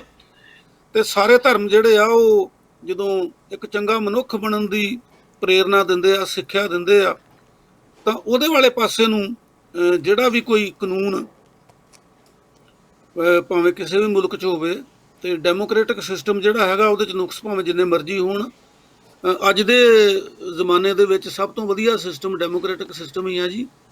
ਤੇ ਜੇ ਉਧਰ ਨੂੰ ਸਾਊਦੀ ਅਰੇਬੀਆ ਵਧਿਆ ਹੈ ਤਾਂ ਚੰਗੀ ਗੱਲ ਆ। ਹਾਂ, ਮੈਨੂੰ ਇੱਕ ਗੱਲ ਇੱਥੇ ਹੋਰ ਯਾਦ ਆ ਰਹੀ ਆ, ਮੈਂ ਤੁਹਾਡੇ ਨਾਲ ਇਹ ਡਿਸਕਸ ਕਰਦਾ, ਸਾਂਝੀ ਕਰਨੀ ਚਾਹੁੰਦਾ ਹਾਂ ਕਿ ਧਰਮਾਂ ਦਾ ਕੱਟੜਪਣ, ਜਿਵੇਂ ਤੁਸੀਂ ਦੱਸਿਆ ਕਿ ਧਰਮ ਬਣਦਾ, ਫਿਰ ਉਹ 'ਚ ਵੱਖ-ਵੱਖ ਸੈਕਟ ਬਣਦੇ ਆ, ਉਹਨਾਂ ਦੀ ਆਪੋ ਆਪਣੀ ਮਰਿਆਦਾ ਬਣਦੀ ਆ। ਸਾਡੇ ਸਿੱਖ ਧਰਮ ਦੇ ਵਿੱਚ ਵੀ ਕਹਿੰਦੇ ਸਾਡੀ ਸੰਪਰਦਾਇ ਦੀ ਇਹ ਮਰਿਆਦਾ, ਸਾਡੀ ਸੰਪਰਦਾਇ, ਜਦੋਂ ਕਿ ਸੰਪਰਦਾਇ ਤਾਂ ਸਿੱਖ ਧਰਮ ਆਪਣੇ ਆਪ 'ਚ ਹੀ ਇੱਕ ਪੂਰੀ ਸੰਪਰਦਾਇ ਆ, ਇੱਕ ਗੱਲ ਹੈ। ਤੇ ਅੱਗੇ ਉਹਦੇ ਡੇਰਾਵਾਦ ਨੇ ਨਵੇਂ ਰੂਪ ਦੇ ਦਿੱਤੇ ਨੇ। ਇਸ ਤਰ੍ਹਾਂ ਹੀ ਮੈਂ ਜਦੋਂ ਪਿਛਲੇ ਸਾਲ ਫਰਵਰੀ ਦੇ ਵਿੱਚ ਅਸੀਂ ਪਾਕਿਸਤਾਨ ਯਾਤਰਾ ਤੇ ਗਏ, ਤੇ ਜਿਹੜਾ ਸਾਡਾ ਮੇਜ਼ਬਾਨ ਸੀਗਾ ਉੱਥੇ ਸਾਨੂੰ ਲੈਣ ਆਏ, ਤੇ ਉਹ ਸਾਨੂੰ ਕਹਿਣ ਲੱਗੇ ਕਿ ਤੁਹਾਨੂੰ ਮੈਂ ਉਸ ਜਗ੍ਹਾ ਤੇ ਲੈ ਕੇ ਜਾਣਾ ਜਿੱਥੇ ਸਿੱਖ ਯਾਤਰੀ ਅਜੇ ਨਹੀਂ ਜਾਂਦੇ, ਤੇ ਗੁਰਦੁਆਰਾ ਕੰਸਟਰਕਸ਼ਨ 'ਚ ਆ, ਜਿੱਥੇ ਜਿਹੜੇ ਆ ਬੇਬੇ ਨਾਨਕੀ ਦਾ ਪਿੰਡ ਸੀਗਾ, ਤੇ ਉੱਥੇ ਬੇਬੇ ਨਾਨਕੀ ਨਾਲ ਸੰਬੰਧਿਤ ਇੱਕ ਗੁਰਦੁਆਰਾ ਵੀ ਆ। ਤੇ ਜਦੋਂ ਅਸੀਂ ਉੱਥੇ ਗਏ ਤੇ ਉਹ ਸਾਨੂੰ ਕਾਫੀ ਦੇਰ ਵੇਟ ਕਰਨੀ ਪਈ, ਸਾਨੂੰ ਕਿਤੇ ਹੋਰ ਉਹਨਾਂ ਖੜੇ ਕੀਤਾ। ਅਸੀਂ ਕਿਹਾ ਕੀ ਕਾਰਨ ਕੀ ਆ? ਕਹਿੰਦੇ ਜੀ ਨਮਾਜ਼ ਦਾ ਟਾਈਮ ਹੈ, ਦੁਪਹਿਰ ਦਾ ਸਮਾਂ ਸੀਗਾ, ਤੇ ਨਮਾਜ਼ ਖਤਮ ਹੋਈ ਆ, ਤੇ ਇੱਕ ਨਮਾਜ਼ ਖਤਮ ਹੋਈ ਤੇ ਦੂਜੀ ਕਰਨ ਜਾ ਰਹੇ। ਤੇ ਮੈਂ ਸੁਭਾਵਿਕ ਹੀ ਜਦੋਂ ਜਾਣਕਾਰੀ ਲਈ ਪੁੱਛਿਆ ਵੀ ਇਹ ਨਮਾਜ਼ ਜਦੋਂ ਇਕੱਠੇ ਕਿਉਂ ਨਹੀਂ ਪੜ੍ਹ ਲੈਂਦੇ, ਅਲੱਗ-ਅਲੱਗ ਕਿਉਂ ਪੜ੍ਹ ਰਹੇ ਆ? ਕਹਿੰਦਾ ਜੀ ਨਹੀਂ, ਪਹਿਲਾਂ ਵਹਾਬੀਆਂ ਦੀ ਸੀਗੀ ਇਹ ਨਮਾਜ਼ ਤੇ ਦੂਜੀ ਆ। ਤੇ ਮੈਂ ਜਾਣਕਾਰੀ ਲਈ ਉਹਨੂੰ ਪੁੱਛਿਆ, ਸਲਮਾਨ ਸੀਗਾ ਸਾਡੇ ਨਾਲ, ਸਾਡਾ ਮੇਜ਼ਬਾਨ, ਕਿ ਇਹ ਵਹਾਬੀ, ਤੇ ਉਹ ਮੈਨੂੰ ਥੋੜਾ ਜਿਹਾ ਪਤਾ ਸੀਗਾ ਕਿ ਵਹਾਬੀਜ਼ਮ ਜਿਹੜਾ ਉਹ ਜ਼ਿਆਦਾ ਕੱਟੜ ਆ। ਬਰੇਲਵੀ ਨੇ, ਕਈ ਕੁਝ ਨੇ ਉੱਥੇ ਉਹਨਾਂ ਦੇ ਸੈਕਟ ਬਣੇ ਹੋਏ ਨੇ। ਤੇ ਉਹਨਾਂ ਮੈਨੂੰ ਇਹ ਦੱਸਿਆ ਕਿ ਜਿਹੜੇ ਵਹਾਬੀ ਨੇ ਉਹ ਜਿਹੜੀ ਨਮਾਜ਼ ਪੜ੍ਹਦੇ ਨੇ, ਜਿਹੜੀ ਉਹ ਨਾਲ ਉਹਦੇ ਉਹ ਕਰਦੇ ਨੇ ਜੀ, ਬੰਦਨਾ ਕਰਦੇ ਆ, ਜਿਸ ਤਰ੍ਹਾਂ ਇਹਨੂੰ ਕੀ ਕਹਾਂ ਮੈਂ, ਹੁਣ ਕੋਈ ਧਾਰਮਿਕ ਸ਼ਬਦ ਹੈ, ਮੈਂ ਐਕਸਰਸਾਈਜ਼ ਨਹੀਂ ਵਰਤ ਸਕਦਾ, ਉੱਪਰ ਥੱਲੇ ਹੁੰਦੇ ਆ, ਤੇ ਜਿਸ ਤਰ੍ਹਾਂ ਨਾਲ ਨਾਲ ਉਹ ਕੁਝ ਆਪਣੇ ਕਲਮਾ ਪੜ੍ਹਦੇ ਆ, ਤੇ ਨਾਲ ਦੀ ਨਾਲ ਇੱਕ ਐਕਸਰਸਾਈਜ਼ ਟਾਈਪ ਕਰਦੇ ਆ। ਤੇ ਵਹਾਬੀ ਉਹਨੇ ਮੇਰੇ ਦੱਸਣ ਮੁਤਾਬਕ ਉਹਦੇ ਸਲਮਾਨ ਦੇ, ਕਿ ਹਰ ਵਾਰੀ ਜਦੋਂ ਕਰਕੇ ਥੱਲਿਓਂ ਖੜੇ ਹੁੰਦੇ ਆ ਤੇ ਆਪਣੇ ਦੋਵੇਂ ਬਾਜੂ ਸਿਰ ਤੋਂ ਉੱਪਰ ਨੂੰ ਕਰਦੇ ਆ, ਤੇ ਅਸੀਂ ਉਹਦਾ ਨਹੀਂ ਕਰਦੇ। ਮੈਂ ਕਿਹਾ ਇਹਦੇ ਨਾਲ ਕੀ ਫਰਕ ਪੈਂਦਾ? ਕਹਿੰਦਾ ਨਹੀਂ, ਵਹਾਬੀ ਕਹਿੰਦੇ ਆ ਕਿ ਜਿਹੜਾ ਕੋਈ ਗੈਰ ਮੁਸਲਮ ਮਸਜਿਦ 'ਚ ਵੜ ਸਕਦਾ, ਨਮਾਜ਼ 'ਚ ਸ਼ਾਮਲ ਹੋ ਸਕਦਾ ਕਿ ਉਹਨੇ ਆਪਣੀਆਂ ਕੱਛਾਂ ਦੇ ਵਿੱਚ ਮੂਰਤੀਆਂ ਛਪਾਈਆਂ ਹੋਣ। ਇਸ ਕਰਕੇ ਉਹਨਾਂ ਨੂੰ, ਕਿਉਂਕਿ ਤੁਹਾਨੂੰ ਪਤਾ ਕਿ ਇਸਲਾਮ ਦੇ ਵਿੱਚ ਜਿਹੜਾ ਵਾ ਉਹ ਬੁੱਤ ਪੂਜਾ ਨੂੰ ਬੜੀ ਨਫ਼ਰਤ ਕਰਦੇ, ਬੁੱਤ ਪੂਜਨ ਨੂੰ, ਤੇ ਉਹਨਾਂ ਨੇ ਉਹ ਐਕਸਰਸਾਈਜ਼ ਇਦਾਂ ਬਣਾਈ ਆ ਕਿ ਖੜੇ ਹੋਣ ਤੋਂ ਬਾਅਦ ਦੋਵੇਂ ਹੱਥ ਉੱਪਰ ਕਰਨੇ ਆ, ਕਿ ਤਾਂ ਕਿ ਜੇ ਕੱਛਾਂ 'ਚ ਕੁਝ ਫਸਾਇਆ ਤੇ ਥੱਲੇ ਡਿੱਗ ਪਵੇ ਤੇ ਉਹਦਾ ਪਤਾ ਲੱਗ ਜਾਵੇ। ਕਿੰਨੀ ਹਾਸੋਹੀਣੀ ਗੱਲ ਹੈ ਕਿ ਧਰਮ ਨੂੰ ਕਿਸ ਤਰ੍ਹਾਂ ਮਹਿਸੂਸ ਕੀਤਾ ਜਾਂਦਾ। ਬਿਲਕੁਲ ਬਿਲਕੁਲ ਸਹੀ ਗੱਲ ਹੈ ਜੀ। ਤੇ ਜਿਹੜੀਆਂ ਬਹੁਤੀਆਂ ਧਰਮਾਂ ਨਾਲ ਕਰਾਮਾਤਾਂ ਵੀ ਜੋੜੀਆਂ ਗਈਆਂ ਨਾ ਜੀ, ਉਹ ਧਰਮਾਂ ਵਾਲਿਆਂ ਨੇ, ਫਾਊਂਡਰਸ ਨੇ, ਉਹਨਾਂ ਦਾ ਕੋਈ ਉਪਦੇਸ਼ ਨਹੀਂ ਦਿੱਤਾ ਸੀਗਾ। ਇਹ ਮਗਰੋਂ ਜਿਹੜੇ ਆ ਨਾ, ਜਿੱਦਾਂ ਡੇਰੇ ਵਾਲੇ ਜੋੜ ਲੈਂਦੇ ਆ ਨਾ, ਵੀ ਸਾਡੇ ਡੇਰੇ ਦੇ ਵਿੱਚ ਤਾਂ ਜੀ ਆ ਜਿਹੜੇ ਸਾਡੇ ਫਾਊਂਡਰ ਸੀਗੇ ਉਹ ਮੀਂਹ ਪਵਾ ਦਿੰਦੇ ਸੀਗੇ ਜੀ, ਉਹ ਤੇ ਇਸ ਕਿਸਮ ਦੀਆਂ ਕਰਾਮਾਤਾਂ ਕਰ ਲੈਂਦੇ ਸੀਗੇ। ਇਹ ਵੀ ਸਾਰੇ ਕੰਮ ਜਿਹੜੇ ਆ ਨਾ, ਘੜੇ ਦੇ ਢੱਕਣ ਚੁੱਕਣ ਨਾਲ ਹਨੇਰੀ ਵਗ ਜਾਂਦੀ ਸੀਗੀ, ਬੜਾ ਕੁਝ। ਮੈਨੂੰ ਤਾਂ ਹੁਣ ਤੁਹਾਡੀ ਗੱਲ ਦਾ ਪਤਾ ਲੱਗਾ, ਮੇਰੇ ਲਈ ਵੀ ਇਹ ਨਵੀਂ ਗੱਲ ਆ ਵੀ ਉਹ ਤਾਂ ਨੂੰ ਬਾਹਾਂ ਕਰ ਲੈਂਦੇ ਆ ਵੀ ਕੱਛਾਂ 'ਚ ਜੇ ਮੂਰਤੀਆਂ ਹੋਣਗੀਆਂ ਤਾਂ ਡਿੱਗ ਪੈਣਗੀਆਂ। ਹਾਂਜੀ ਹਾਂਜੀ, ਉਹਨਾਂ ਦੇ ਦੱਸਣ ਮੁਤਾਬਕ ਹੈ, ਮੈਂ ਕਿਉਂਕਿ ਮੈਨੂੰ ਇਸਲਾਮ ਬਾਰੇ ਬਹੁਤੀ ਸਮਝ ਨਹੀਂ ਆ। ਮੇਰਾ ਮਤਲਬ ਉਹਨਾਂ ਦਾ ਵਿਸ਼ਵਾਸ ਆ, ਇਹ ਤੁਸੀਂ ਤਾਂ ਜਾਣਕਾਰੀ ਦੇ ਰਹੇ ਆ। ਹਾਂਜੀ ਹਾਂਜੀ ਜੀ। ਤੇ ਹੁਣ ਥੋੜੀ ਜੀ ਲੱਗਦਾ ਇੱਥੇ ਗੱਲ ਕਰ ਲਈਏ ਰਾਮ ਮੰਦਿਰ ਦੀ। ਰਾਮ ਮੰਦਿਰ ਭੂਮੀ ਦਾ ਸ਼ਿਲਾਨਿਆਸ ਕਰਨ ਦੇ ਨਾਂ ਤੇ ਜਿਹੜੀ RSS ਆ ਉਹ ਲੰਬੇ ਸਮੇਂ ਤੋਂ, ਜੇ ਕਹਿ ਲਓ ਤਾਂ ਸੰਘਰਸ਼ ਵੀ ਕਰ ਰਹੀ ਹੈ। ਚਲੋ ਰਾਮ ਮੰਦਿਰ ਦਾ ਮੁੱਦਾ ਉਹਨਾਂ ਬਣਾਇਆ ਤੇ ਅਡਵਾਨੀ ਹੋਰਾਂ ਨੂੰ ਟੂਲ ਬਣਾ ਕੇ ਵਰਤਿਆ ਉਹਨਾਂ ਨੇ, ਫਿਰ ਅੱਜ ਕੱਲ੍ਹ ਮੋਦੀ ਸਾਹਿਬ ਆ ਗਏ, ਔਰ BJP ਦੀ ਸਾਰੀ ਸਿਆਸਤ ਰਾਮ ਮੰਦਿਰ ਦੇ ਆਲੇ ਦੁਆਲੇ ਘੁੰਮਦੀ ਸੀ। ਤੇ ਉਹਨਾਂ ਨੇ ਆਪਣੀ ਇਸ ਦੂਜੀ ਟਰਮ ਦੇ ਵਿੱਚ ਸੁਪਰੀਮ ਕੋਰਟ ਦੇ ਕੰਨ ਮਰੋੜ ਕੇ ਤੇ ਜਿਹੜੇ ਗਗੋਈ ਸਾਹਿਬ ਸੀ ਉਹਨਾਂ ਕੋਲੋਂ ਜਾਂਦਿਆਂ ਜਾਂਦਿਆਂ ਆਪਣੀ ਮਨਮਰਜ਼ੀ ਦੇ ਉਹ ਫੈਸਲੇ ਕਰਾ ਲਏ, ਜਿਹੜੇ ਉਹਨਾਂ ਨੇ ਪਹਿਲੇ ਪੰਨਿਆਂ ਤੇ ਲਿਖਿਆ ਸੀ ਕਿ ਕੋਈ ਰਾਮ ਮੰਦਿਰ ਦੀ ਜਗ੍ਹਾ ਨਹੀਂ ਹੈ ਤੇ ਇੰਨੇ ਚਿਰ ਦਾ ਮੁਸਲਮਾਨਾਂ ਦਾ ਕਬਜ਼ਾ, ਇੰਨਾ ਕਿ ਉਹ ਸਾਰਾ ਕੁਝ ਲਿਖਣ ਦੇ ਬਾਵਜੂਦ ਨਾਲ ਪਹਿਲਾਂ ਉਹ ਲਿਖਦੇ ਆ ਕਿ ਧਾਰਮਿਕ ਭਾਵਨਾਵਾਂ ਨੂੰ ਕੋਰਟ ਨਹੀਂ ਦੇਖਦੀ, ਤੇ ਜਦੋਂ ਫੈਸਲਾ ਦਿੰਦੇ ਆ ਤੇ ਉਹ ਕਹਿੰਦੇ ਹਿੰਦੂ ਧਰਮ ਦੀਆਂ ਭਾਵਨਾਵਾਂ ਨੂੰ ਮੁੱਖ ਰੱਖਦੇ ਅਸੀਂ ਇਹ ਜਿਹੜੀ ਜ਼ਮੀਨ ਆ ਰਾਮ ਮੰਦਿਰ ਟਰਸਟ ਨੂੰ ਰਾਮ ਮੰਦਿਰ ਦੇ ਨਾਂ ਤੇ ਦਿੰਨੇ ਆ। ਚਲੋ ਮੁਸਲਿਮ ਭਾਈਚਾਰੇ ਨੇ ਲੰਬੀ ਲੜਾਈ ਤੋਂ ਬਾਅਦ ਉਸ ਸਵੀਕਾਰ ਵੀ ਕਰ ਲਿਆ, ਹਾਲਾਂਕਿ ਉਹ ਬਿਲਕੁਲ ਨਜਾਇਜ਼ ਫੈਸਲਾ ਸੀ ਕੋਰਟ ਦਾ। ਤੇ ਉਸ ਤੋਂ ਬਾਅਦ ਇੱਕ ਟਰਸਟ ਬਣਾਇਆ ਗਿਆ ਸੀਗਾ ਜੀ ਮੰਦਿਰ ਦੀ ਉਸਾਰੀ ਵਾਸਤੇ। ਤੇ ਪਹਿਲਾਂ ਕਿਹਾ ਜਾਂਦਾ ਸੀਗਾ ਆਪੋਜੀਸ਼ਨ ਪਾਰਟੀਆਂ ਵੱਲੋਂ ਕਿ ਰਾਮ ਮੰਦਿਰ ਦੇ ਨਾਂ ਤੇ ਬੀਜੇਪੀ ਸਿਆਸਤ ਕਰਦੀ ਆ, ਪਰ ਮੰਦਿਰ ਬਣਾਉਂਦੀ ਨਹੀਂ, ਕਿ ਜੇ ਮੰਦਿਰ ਬਣ ਗਿਆ ਤੇ ਉਸ ਤੋਂ ਬਾਅਦ ਮੁੱਦਾ ਹੱਥੋਂ ਨਿਕਲ ਜਾਣਾ ਆ। ਤੇ ਇੱਕ ਨਾਰਾ ਉਹਨਾਂ ਦਿੱਤਾ ਸੀ ਮੰਦਿਰ ਵਹੀਂ ਬਣਾਏਗੇ ਪਰ ਡੇਟ ਨਹੀਂ ਬਤਾਏਗੇ, ਦੱਸਾਂਗੇ ਨਹੀਂ ਕਦੋਂ ਬਣਾਵਾਂਗੇ, ਲਗਾਤਾਰ ਇਹਦੇ ਲਈ ਕੰਮ ਕਰਾਂਗੇ, ਲੋਕਾਂ ਨੂੰ ਬੁੱਧੂ ਬਣਾਵਾਂਗੇ। ਤੇ ਹੁਣ ਇੱਕ ਵੱਡੀ ਖਬਰ ਆ ਰਹੀ ਆ ਕਿ ਜਿਹੜਾ ਟਰਸਟ ਬਣਾਇਆ, ਵੇਖੋ ਧਾਰਮਿਕ ਅਦਾਰਿਆਂ ਦਾ ਹਾਲ ਵੇਖ ਲਓ ਕਿ ਹਿੰਦੁਸਤਾਨ ਦੀ ਪੂਰੀ ਪੋਲਿਟਿਕਸ ਰਾਮ ਦੇ ਮੰਦਿਰ ਦੇ ਦੁਆਲੇ ਘੁੰਮਦੀ ਰਹੀ। ਤੇ ਹੁਣ ਜਦੋਂ ਟਰਸਟ ਵਾਲਿਆਂ ਨੇ ਉਹ ਜ਼ਮੀਨ ਖਰੀਦੀ ਤੇ ਇਲਜ਼ਾਮ ਲੱਗਿਆ ਕਿ ਪਹਿਲਾਂ 2 ਕਰੋੜ ਦੀ ਰਜਿਸਟਰੀ ਕਰਾਈ ਕੁਝ ਹੈਕਟੇਅਰ ਜ਼ਮੀਨ ਦੀ, ਤੇ 10 ਮਿੰਟ ਦੇ ਬਾਅਦ ਉਸੇ ਹੀ ਤਹਿਸੀਲਦਾਰ ਦੇ ਸਾਹਮਣੇ ਦੂਜੀ ਰਜਿਸਟਰੀ ਟਰਸਟ ਦੇ ਨਾਂ ਤੇ 18.4 ਕਰੋੜ ਦੇ ਨਾਂ ਤੇ ਕੀਤੀ ਗਈ। ਯਾਨੀ ਕਿ ਧਰਮ ਨੂੰ ਲੋਕਾਂ ਨੂੰ ਬੁੱਧੂ ਬਣਾਉਣ ਲਈ ਤੇ ਪੈਸਾ ਇਕੱਠਾ ਕਰਨ ਲਈ, ਲੁੱਟਣ ਲਈ, ਜਾਂ ਇੱਕ ਪਾਸੇ ਸਿਆਸੀ ਪਾਰਟੀਆਂ ਤੇ ਇੱਕ ਪਾਸੇ ਧਾਰਮਿਕ ਲਟੇਰੇ ਜਿਹੜੇ ਸਾਧ ਸੰਤ ਇਹੋ ਜਿਹੇ ਟਰਸਟ ਬਣਾ ਕੇ ਬੈਠੇ ਆ, ਜਾਂ ਜਿਹੜੇ ਡੇਰਿਆਂ ਦੇ ਸਾਧ ਆ ਉਹ ਕਿਸ ਤਰ੍ਹਾਂ ਵਰਤਦੇ ਆ। ਇਹ ਬੜੀ ਸ਼ਰਮਨਾਕ ਜਿਹੜੀ ਖਬਰ ਹੈ ਜੀ ਆ ਰਹੀ ਆ। ਇਹ ਗਿੱਲ ਸਾਹਿਬ ਜਿਹੜੀ 2 ਕਰੋੜ ਤੋਂ 18.5 ਕਰੋੜ ਦੀ ਰਜਿਸਟਰੀ ਹੋਈ ਆ ਨਾ ਜੀ, ਉਹ ਰਜਿਸਟਰੀ ਕਰਨ ਵਾਲਾ ਤਹਿਸੀਲਦਾਰ ਵੀ ਉਹੀ ਆ, ਜਿਹੜੇ ਗਵਾਹ ਆ ਉਹ ਵੀ ਉਹੀ ਆ, ਮਲਕੀਅਤ ਵੀ ਜਿਹੜੀ 2 ਕਰੋੜ ਵਾਲਿਆਂ ਨੇ ਖਰੀਦੀ ਉਹਨਾਂ ਦੀ ਆ। ਤੇ ਮੈਂ ਤੁਹਾਡੀ ਜਾਣਕਾਰੀ 'ਚ ਵਾਧਾ ਕਰਨਾ ਚਾਹੁੰਦਾ ਕਿ ਉਹ 10 ਮਿੰਟਾਂ 'ਚ ਨਹੀਂ ਕੀਮਤ ਵਧੀ, ਉਹ 5 ਮਿੰਟਾਂ 'ਚ ਵਧੀ ਆ। ਜਾਨੀ ਕਿ 5 ਮਿੰਟਾਂ ਦੀ ਹੋ ਗਈ, ਚਲੋ 10 ਮਿੰਟ ਨਹੀਂ ਤੇ 5 ਮਿੰਟ। ਮੇਰਾ ਮਤਲਬ ਇਹ ਨਹੀਂ ਵੀ ਤੁਹਾਨੂੰ ਜਾਣਕਾਰੀ ਨਹੀਂ, ਮੇਰਾ ਮਤਲਬ ਦੱਸਣ ਦਾ ਇਹ ਆ ਕਿ 5 ਮਿੰਟਾਂ ਦੇ ਵਿੱਚ ਕਿਹੜੀ ਪ੍ਰਾਪਰਟੀ ਆ ਜਿਹਦੀ ਇੰਨੀ ਕੀਮਤ ਵੱਧ ਜਾਂਦੀ ਆ। ਔਰ ਇਹਦੇ 'ਚ ਕਈ ਗੱਲਾਂ ਨੇ ਕਿ ਉਹਦੇ 'ਚ 16 ਕਰੋੜ ਰੁਪਈਆ ਜਿਹੜਾ ਉਹ ਵਾਈਟ ਕੀਤਾ ਗਿਆ, ਕਿਵੇਂ ਕੀਤਾ ਗਿਆ। ਪਰ ਹੁਣ ਜਿਹੜੀ ਇਹ ਗੱਲ ਆ, ਦੇਖੋ ਜਿਹੜਾ ਮੁੱਦਾ ਸੀਗਾ ਕਿ ਬੀਜੇਪੀ ਤੇ ਦੋਸ਼ ਲੱਗਦਾ ਸੀਗਾ ਖਾਸ ਕਰਕੇ ਪ੍ਰਾਈਮ ਮਿਨਿਸਟਰ ਤੇ, ਭਈ ਇਹ ਦੇਖੋ ਜੀ ਵਾਅਦਾ ਕਰਦੇ ਆ ਮੰਦਿਰ ਬਣਾਉਂਦੇ ਨਹੀਂਗੇ। ਬੜਾ ਵੱਡਾ ਮੁੱਦਾ ਸੀਗਾ ਕਿ ਮੰਦਿਰ ਵਹੀਂ ਬਣਾਏਂਗੇ, ਤਰੀਕ ਨਹੀਂ ਬਤਾਏਂਗੇ। ਪਰ ਹੁਣ ਇਹ ਮੰਦਿਰ ਬਣਾ ਕੇ ਮੇਰਾ ਖਿਆਲ ਵੀ ਇਹ ਮੁੱਦਾ ਜਿਹੜਾ ਹੈਗਾ ਇਹ ਬੀਜੇਪੀ ਵਿਰੋਧੀਆਂ ਨੂੰ ਨਹੀਂ ਦੇਤਾ ਗਿੱਲ ਸਾਹਿਬ ਇਹਨਾਂ ਨੇ, ਕਿ ਇਹ ਗੱਲ ਤਾਂ ਹੁਣ ਗੁੱਝੀ ਨਹੀਂ ਰਹੀ, ਇਹ ਤਾਂ ਸਾਰੀ ਦੁਨੀਆ ਦੇ ਵਿੱਚ ਫੈਲ ਗਈ ਆ। ਔਰ ਜਦੋਂ 1992 ਦੇ ਵਿੱਚ ਮਸਜਿਦ ਢਾਹ ਕੇ ਮਸਜਿਦ ਜਦੋਂ ਢਾਈ ਗਈ ਆ ਤੇ ਉਦੋਂ ਤੁਹਾਨੂੰ ਪਤਾ ਵੀ ਕਿੰਨੇ ਲੋਕ ਜਿਹੜੇ ਆ ਉਹਦੀ ਭੇਟ ਚੜੇ ਸੀਗੇ, ਮੌਤ ਦੀ ਭੇਟ ਵੀ ਚੜੇ, ਕਿੰਨਾ ਨੁਕਸਾਨ ਹੋਇਆ। ਤੇ ਮੈਂ ਉਦੋਂ ਇੱਕ ਗਜ਼ਲ ਦੇ ਸ਼ੇਰ ਵਿੱਚ ਇੱਕ ਸ਼ੇਰ ਸੀਗਾ ਮੇਰਾ ਕਿ ਦੇਵੇਗਾ ਉਹ ਮੁਕਤੀ ਭਲਾ ਕਿਸ ਰੰਗ ਦੀ, ਦੇਵੇਗਾ ਉਹ ਮੁਕਤੀ ਭਲਾ ਕਿਸ ਰੰਗ ਦੀ, ਉਸਰੇਗਾ ਜੋ ਮੰਦਿਰ ਲਾਸ਼ਾਂ ਦੇ ਢੇਰ ਤੇ ਹੁਣ ਆਪਾਂ ਇਹ ਕਹਿ ਸਕਦੇ ਹਾਂ ਕਿ ਦੇਵੇਗਾ ਉਹ ਮੁਕਤੀ ਭਲਾ ਕਿਸ ਰੰਗ ਦੀ, ਉਸਰੇਗਾ ਜੋ ਮਾਇਆ ਦੇ ਢੇਰ ਤੇ। ਕਿ ਜਿਹੜੀ ਮਾਇਆ ਹੈਗੀ ਆ ਉਹਦੇ 'ਚੋਂ ਕਮਾਈ ਜਾ ਰਹੀ ਆ। ਤੇ ਇਹ ਮੈਂ ਸਮਝਣਾ ਵੀ ਹਿੰਦੁਸਤਾਨ ਦੀ ਜਿੱਥੇ ਬਦਕਿਸਮਤੀ ਆ ਉੱਥੇ ਨਾਲ ਦੀ ਨਾਲ ਜੇ ਕੋਈ ਤਾਕਤ ਹੈਗੀ ਆ ਪਾਪੀ ਨੂੰ ਮਾਰਨ ਲਈ ਤੇ ਪਾਪ ਹੀ ਉਹਦਾ ਜਿਹੜਾ ਉਹ ਮਹਾਬਲੀ ਆ ਕਿ ਜਿੱਥੇ ਇੰਨੀ ਅੱਤ ਚੁੱਕੀ ਸੀਗੀ।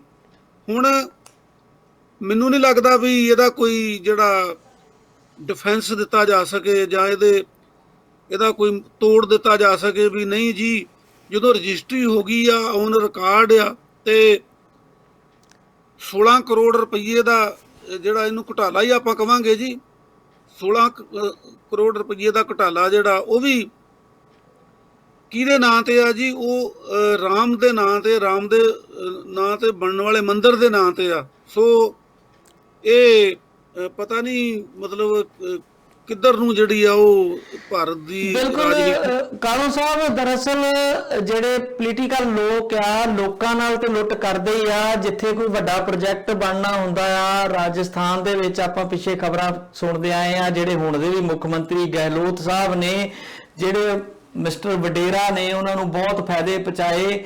ਜਿਹੜਾ ਪ੍ਰੋਜੈਕਟ ਕਰਨਾ ਹੁੰਦਾ ਸੀ, ਪਹਿਲਾਂ ਉਹ ਜ਼ਮੀਨ ਕੌਡੀਆਂ ਦੇ ਭਾਅ ਜਿਹੜੀ ਆ ਉਹ ਕਿਸਾਨਾਂ ਕੋਲੋਂ ਉਹ ਖਰੀਦ ਲੈਂਦਾ ਸੀਗਾ, ਤੇ ਮੁੜ ਕੇ ਪ੍ਰੋਜੈਕਟ ਬਣਾਉ ਜਦੋਂ ਬਣਦਾ ਸੀ ਉਹਦੇ ਨਾਂ ਤੇ ਸਰਕਾਰ ਨੂੰ ਉਹ 10 ਗੁਣਾ 20 ਗੁਣਾ 30 ਗੁਣਾ 100 ਗੁਣਾ ਤੱਕ ਮਹਿੰਗੀ ਵੇਚ ਦਿੰਦਾ ਸੀ। ਉੱਤੇ ਕੇਸ ਵੀ ਦਰਜ ਹੋਏ ਆ। ਪੰਜਾਬ ਵਿੱਚ ਵੀ ਇਦਾਂ ਦੇ ਬੜੇ ਸਾਰੇ ਕੇਸ ਅਸੀਂ ਵੇਖਦੇ ਆ, ਜਿੱਥੇ ਕੋਈ ਪ੍ਰੋਜੈਕਟ ਲੱਗਣਾ ਹੁੰਦਾ ਆ, ਲੀਡਰਸ਼ਿਪ ਨੂੰ ਪਹਿਲਾਂ ਪਤਾ ਹੁੰਦਾ, ਤੇ ਉਹ ਜਿਹੜੇ ਉਹਨਾਂ ਦੇ ਹੈਗੇ ਆ ਚਮਚੇ ਚਾਟਰੇ, ਜਾਂ ਖੁਦ ਉਹ ਜ਼ਮੀਨਾਂ ਤੇ ਕਿਸੇ ਤਰੀਕੇ ਕਾਬਜ਼ ਹੋ ਜਾਂਦੇ ਆ। ਥੋੜਾ ਬਹੁਤਾ ਲਾਲਚ ਦੇ ਕੇ ਕਿਸਾਨਾਂ ਨੂੰ, ਜੇ ਕੋਈ 10 ਲੱਖ ਦੀ ਆ ਤੇ ਉਹਨੂੰ 12 ਲੱਖ ਦੇਤਾ ਤੇ ਉਹਨਾਂ ਨੂੰ ਖੁਸ਼ ਕਰਤਾ, ਤੇ ਉਹੀ ਜ਼ਮੀਨ ਮੁੜ ਕੇ 50 ਲੱਖ 100 ਲੱਖ ਦੀ ਜਿਹੜੀ ਆ, ਕਰੋੜ ਦੀ, ਉਹ ਸਰਕਾਰਾਂ ਨੂੰ ਵੇਚਦੇ ਆ। ਪਰ ਇਹ ਵੱਖਰਾ ਵਿਸ਼ਾ ਆ ਕਿ ਇੱਕ ਮੰਦਿਰ ਜਿਹਦੇ ਨਾਂ ਤੇ ਸਾਰੀ ਦੀ ਸਾਰੀ ਰਾਜਨੀਤੀ ਆ, ਤੇ ਮਰਿਆਦਾ ਪੁਰਸ਼ੋਤਮ ਰਾਮ ਜਿਹਨੂੰ ਕਿਹਾ ਜਾਂਦਾ ਆ, ਜਿਹਨੂੰ ਅਸੀਂ ਬਚਪਨ ਤੋਂ, ਭਾਵੇਂ ਅਸੀਂ ਹਿੰਦੂ ਧਰਮ ਦਾ ਹਿੱਸਾ ਨਹੀਂ, ਪਰ ਅਸੀਂ ਰਿਸਪੈਕਟ ਕਰਦੇ ਹਾਂ, ਕਿਉਂਕਿ ਸਾਡਾ ਧਰਮ ਸਿਖਾਉਂਦਾ ਆ ਕਿ ਸਾਰੇ ਧਰਮਾਂ ਦੀ ਬਰਾਬਰ ਸਤਿਕਾਰ ਕਰਨਾ। ਤੇ ਇਹ ਲੋਕ ਕਿੰਨਾ ਕੁ ਸਤਿਕਾਰ ਉਸ ਮਰਿਆਦਾ ਪੁਰਸ਼ੋਤਮ ਰਾਮ ਦਾ ਕਰਦੇ ਹੋਣਗੇ ਕਿ ਉਹਦੀ ਸ਼ੁਰੂਆਤ ਹੀ ਮੰਦਿਰ ਦੀ ਜਿਹੜੀ ਆ ਉਹ ਭ੍ਰਿਸ਼ਟ ਤਰੀਕਿਆਂ ਨਾਲ ਸ਼ੁਰੂ ਕੀਤੀ। ਤੇ ਜਿਹੜਾ ਚੰਪਤ ਰਾਏ ਹੈ ਜੀ ਟਰਸਟ ਦਾ ਸਕੱਤਰ, ਉਹ ਲਗਾਤਾਰ ਬਿਆਨ ਦੇ ਰਿਹਾ ਕਿ ਇਹ ਕੋਈ ਵੱਡੀ ਗੱਲ ਨਹੀਂ, ਅਸੀਂ ਜ਼ਮੀਨ ਅਜੇ ਵੀ ਬਹੁਤ ਸਸਤੀ ਖਰੀਦੀ ਹੈ ਜੀ। ਇਹ ਉਹਨਾਂ ਨੂੰ ਧਰਮ ਦਾ, ਮਰਿਆਦਾ ਪੁਰਸ਼ੋਤਮ ਰਾਮ ਦਾ, ਜਾਂ ਉਸ ਰਾਮ ਮੰਦਿਰ ਦੇ ਪਿੱਛੇ ਕੀਤੀ ਪੋਲਿਟਿਕਸ ਦਾ ਸ਼ਾਇਦ ਕੋਈ ਅੰਦਾਜ਼ਾ ਨਹੀਂ, ਜਾਂ ਉਹਨਾਂ ਨੂੰ ਕੋਈ ਪਰਵਾਹ ਨਹੀਂ, ਕਿ ਉਹ ਅਜੇ ਵੀ ਰਿੰਗ ਇਹ ਕਹਿ ਰਹੇ ਨੇ ਕਿ ਕੋਈ ਫਰਕ ਨਹੀਂ ਜੀ, ਕੋਈ ਸਾਨੂੰ ਕੁਝ ਨਹੀਂ ਹੋ ਸਕਦਾ, ਅਸੀਂ ਅਜੇ ਵੀ ਜ਼ਮੀਨ ਸਸਤੀ ਖਰੀਦੀ ਹੈ। ਹੋਣਾ ਉਹਨਾਂ ਨੂੰ ਕੀ ਆ ਜੀ, ਤੁਹਾਨੂੰ ਪਤਾ ਹੀ ਆ ਕਿ ਜਿਹੜੀਆਂ ਸਾਧਵੀਆਂ ਆ ਉਹਨਾਂ ਨੂੰ ਮਤਲਬ ਕੌਡੀਆਂ ਦੇ ਭਾਅ ਹੀ ਮੇਰਾ ਖਿਆਲ ਮੁਫਤ ਹੀ ਜ਼ਮੀਨ ਦਿੱਤੀ ਹੈਗੀ ਆ ਆਸ਼ਰਮ ਬਣਾਉਣ ਵਾਸਤੇ, ਜਿੱਥੋਂ ਉਹਨਾਂ ਨੇ ਦੇਸ਼ ਦੀ ਰਾਜਨੀਤੀ ਵਿੱਚ ਨਫ਼ਰਤ ਦਾ ਪ੍ਰਚਾਰ ਕਰਨਾ ਆ। ਨਫ਼ਰਤ ਦੇ ਪ੍ਰਚਾਰ ਕਰਨ ਵਾਸਤੇ ਜ਼ਮੀਨਾਂ ਜਿਹੜੀਆਂ ਉਹ ਮੁਫਤ ਦਿੱਤੀਆਂ ਹੈਗੀਆਂ। ਔਰ ਕਰਪਸ਼ਨ ਤਾਂ ਕਿਸੇ ਤਰ੍ਹਾਂ ਦੀ ਵੀ ਮਾੜੀ ਆ, ਪਰ ਧਾਰਮਿਕ ਜਿਹੜੇ ਸ਼ਖਸੀਅਤਾਂ ਆ, ਭਗਵਾਨ ਰਾਮ ਆ ਜਾਂ ਕੋਈ ਹੋਰ ਭਗਵਾਨ ਆ, ਉਹਨਾਂ ਦੇ ਨਾਂ ਦੇ ਉੱਤੇ ਜਿਹੜੀਆਂ ਸੰਸਥਾਵਾਂ ਬਣ ਰਹੀਆਂ, ਜਿਵੇਂ ਇਹ ਰਾਮ ਮੰਦਿਰ ਬਣ ਰਿਹਾ ਹੈਗਾ, ਤੇ ਉਹਨਾਂ ਦੇ ਵਿੱਚ ਇਸ ਕਿਸਮ ਦੇ ਘੁਟਾਲੇ ਹੋਣੇ, ਇਸ ਕਿਸਮ ਦੀ ਬੇਈਮਾਨੀ ਹੋਣੀ। ਸੋ ਜਿਹੜਾ ਮੰਦਿਰ ਇਸ ਤਰੀਕੇ ਦੀ ਕਰਪਸ਼ਨ ਦੇ ਹਿਸਾਬ ਨਾਲ ਬਣੂਗਾ, ਤੇ ਜਿੱਦਾਂ ਮੈਂ ਕਿਹਾ ਵੀ ਉਹ ਫਿਰ ਮੁਕਤੀ ਕਿਸ ਕਿਸਮ ਦੀ ਉੱਥੋਂ ਆਸ ਕੀਤੀ ਜਾ ਸਕਦੀ ਆ। ਬਿਲਕੁਲ ਜੀ, ਇਹ ਬੜੀ ਸ਼ਰਮਨਾਕ ਇੱਕ ਪਹਿਲੂ ਹੈ ਇਸ ਗੱਲ ਦਾ। ਵੈਸੇ ਤੇ ਉਹਦੀ ਬੁਨਿਆਦ ਪਹਿਲਾਂ ਹੀ ਗਲਤ ਆ ਕਿ ਉਹ ਧੱਕੇ ਨਾਲ ਜ਼ਮੀਨ ਨੂੰ ਜਿਹੜਾ ਆ ਕਾਨੂੰਨੀ ਰੰਗ ਦਿੱਤਾ ਗਿਆ, ਤੇ ਫਿਰ ਹੁਣ ਉਹਦੀ ਉਸਾਰੀ ਦੇ ਵੇਲੇ ਅਗਰ ਇਸ ਤਰ੍ਹਾਂ ਦਾ ਭ੍ਰਿਸ਼ਟਾਚਾਰ ਆ, ਤੇ ਫਿਰ ਉਹਨੂੰ ਧਰਮ ਨਹੀਂ ਕਹਿ ਸਕਦੇ, ਕੁਝ ਹੋਰ ਜੋ ਮਰਜ਼ੀ ਕਹਿ ਲਈਏ। ਮੈਨੂੰ ਲੱਗਦਾ ਹੈ ਕਿ ਧਰਮ ਵਾਲਾ ਉਹ ਜਿਹੜਾ ਕੋਈ ਕੰਮ ਜਿਹੜਾ ਉਹ ਉੱਥੇ ਨਹੀਂ ਹੋਇਆ, ਤੇ ਨਾ ਹੀ ਅੱਗੇ ਕੋਈ ਉਹਨਾਂ ਲੋਕਾਂ ਕੋਲੋਂ ਉਮੀਦ ਕੀਤੀ ਜਾ ਸਕਦੀ ਆ। ਕਾਲੂ ਸਾਹਿਬ, ਆਪਾਂ ਸਮਾਂ ਹੋ ਗਿਆ, ਇੱਥੇ ਆਪਾਂ ਇਜਾਜ਼ਤ ਲੈਂਦੇ ਆ। ਬਹੁਤ ਸਾਰੀਆਂ ਖਬਰਾਂ ਹੋਰ ਵੀ ਨੇ, ਕੋਈ ਸੁਸ਼ੀਲ ਨਾਲ ਵੀ ਗੱਲਾਂ ਆਪਾਂ ਕਰ ਲਾਂਗੇ ਭਾਰਤ ਦੀਆਂ, ਤੇ ਇੰਟਰਨੈਸ਼ਨਲ ਖਬਰਾਂ ਤੇ ਉਹਨਾਂ ਨਾਲ ਵੀ ਪਾਵਾਂਗੇ ਚਾਹਤ।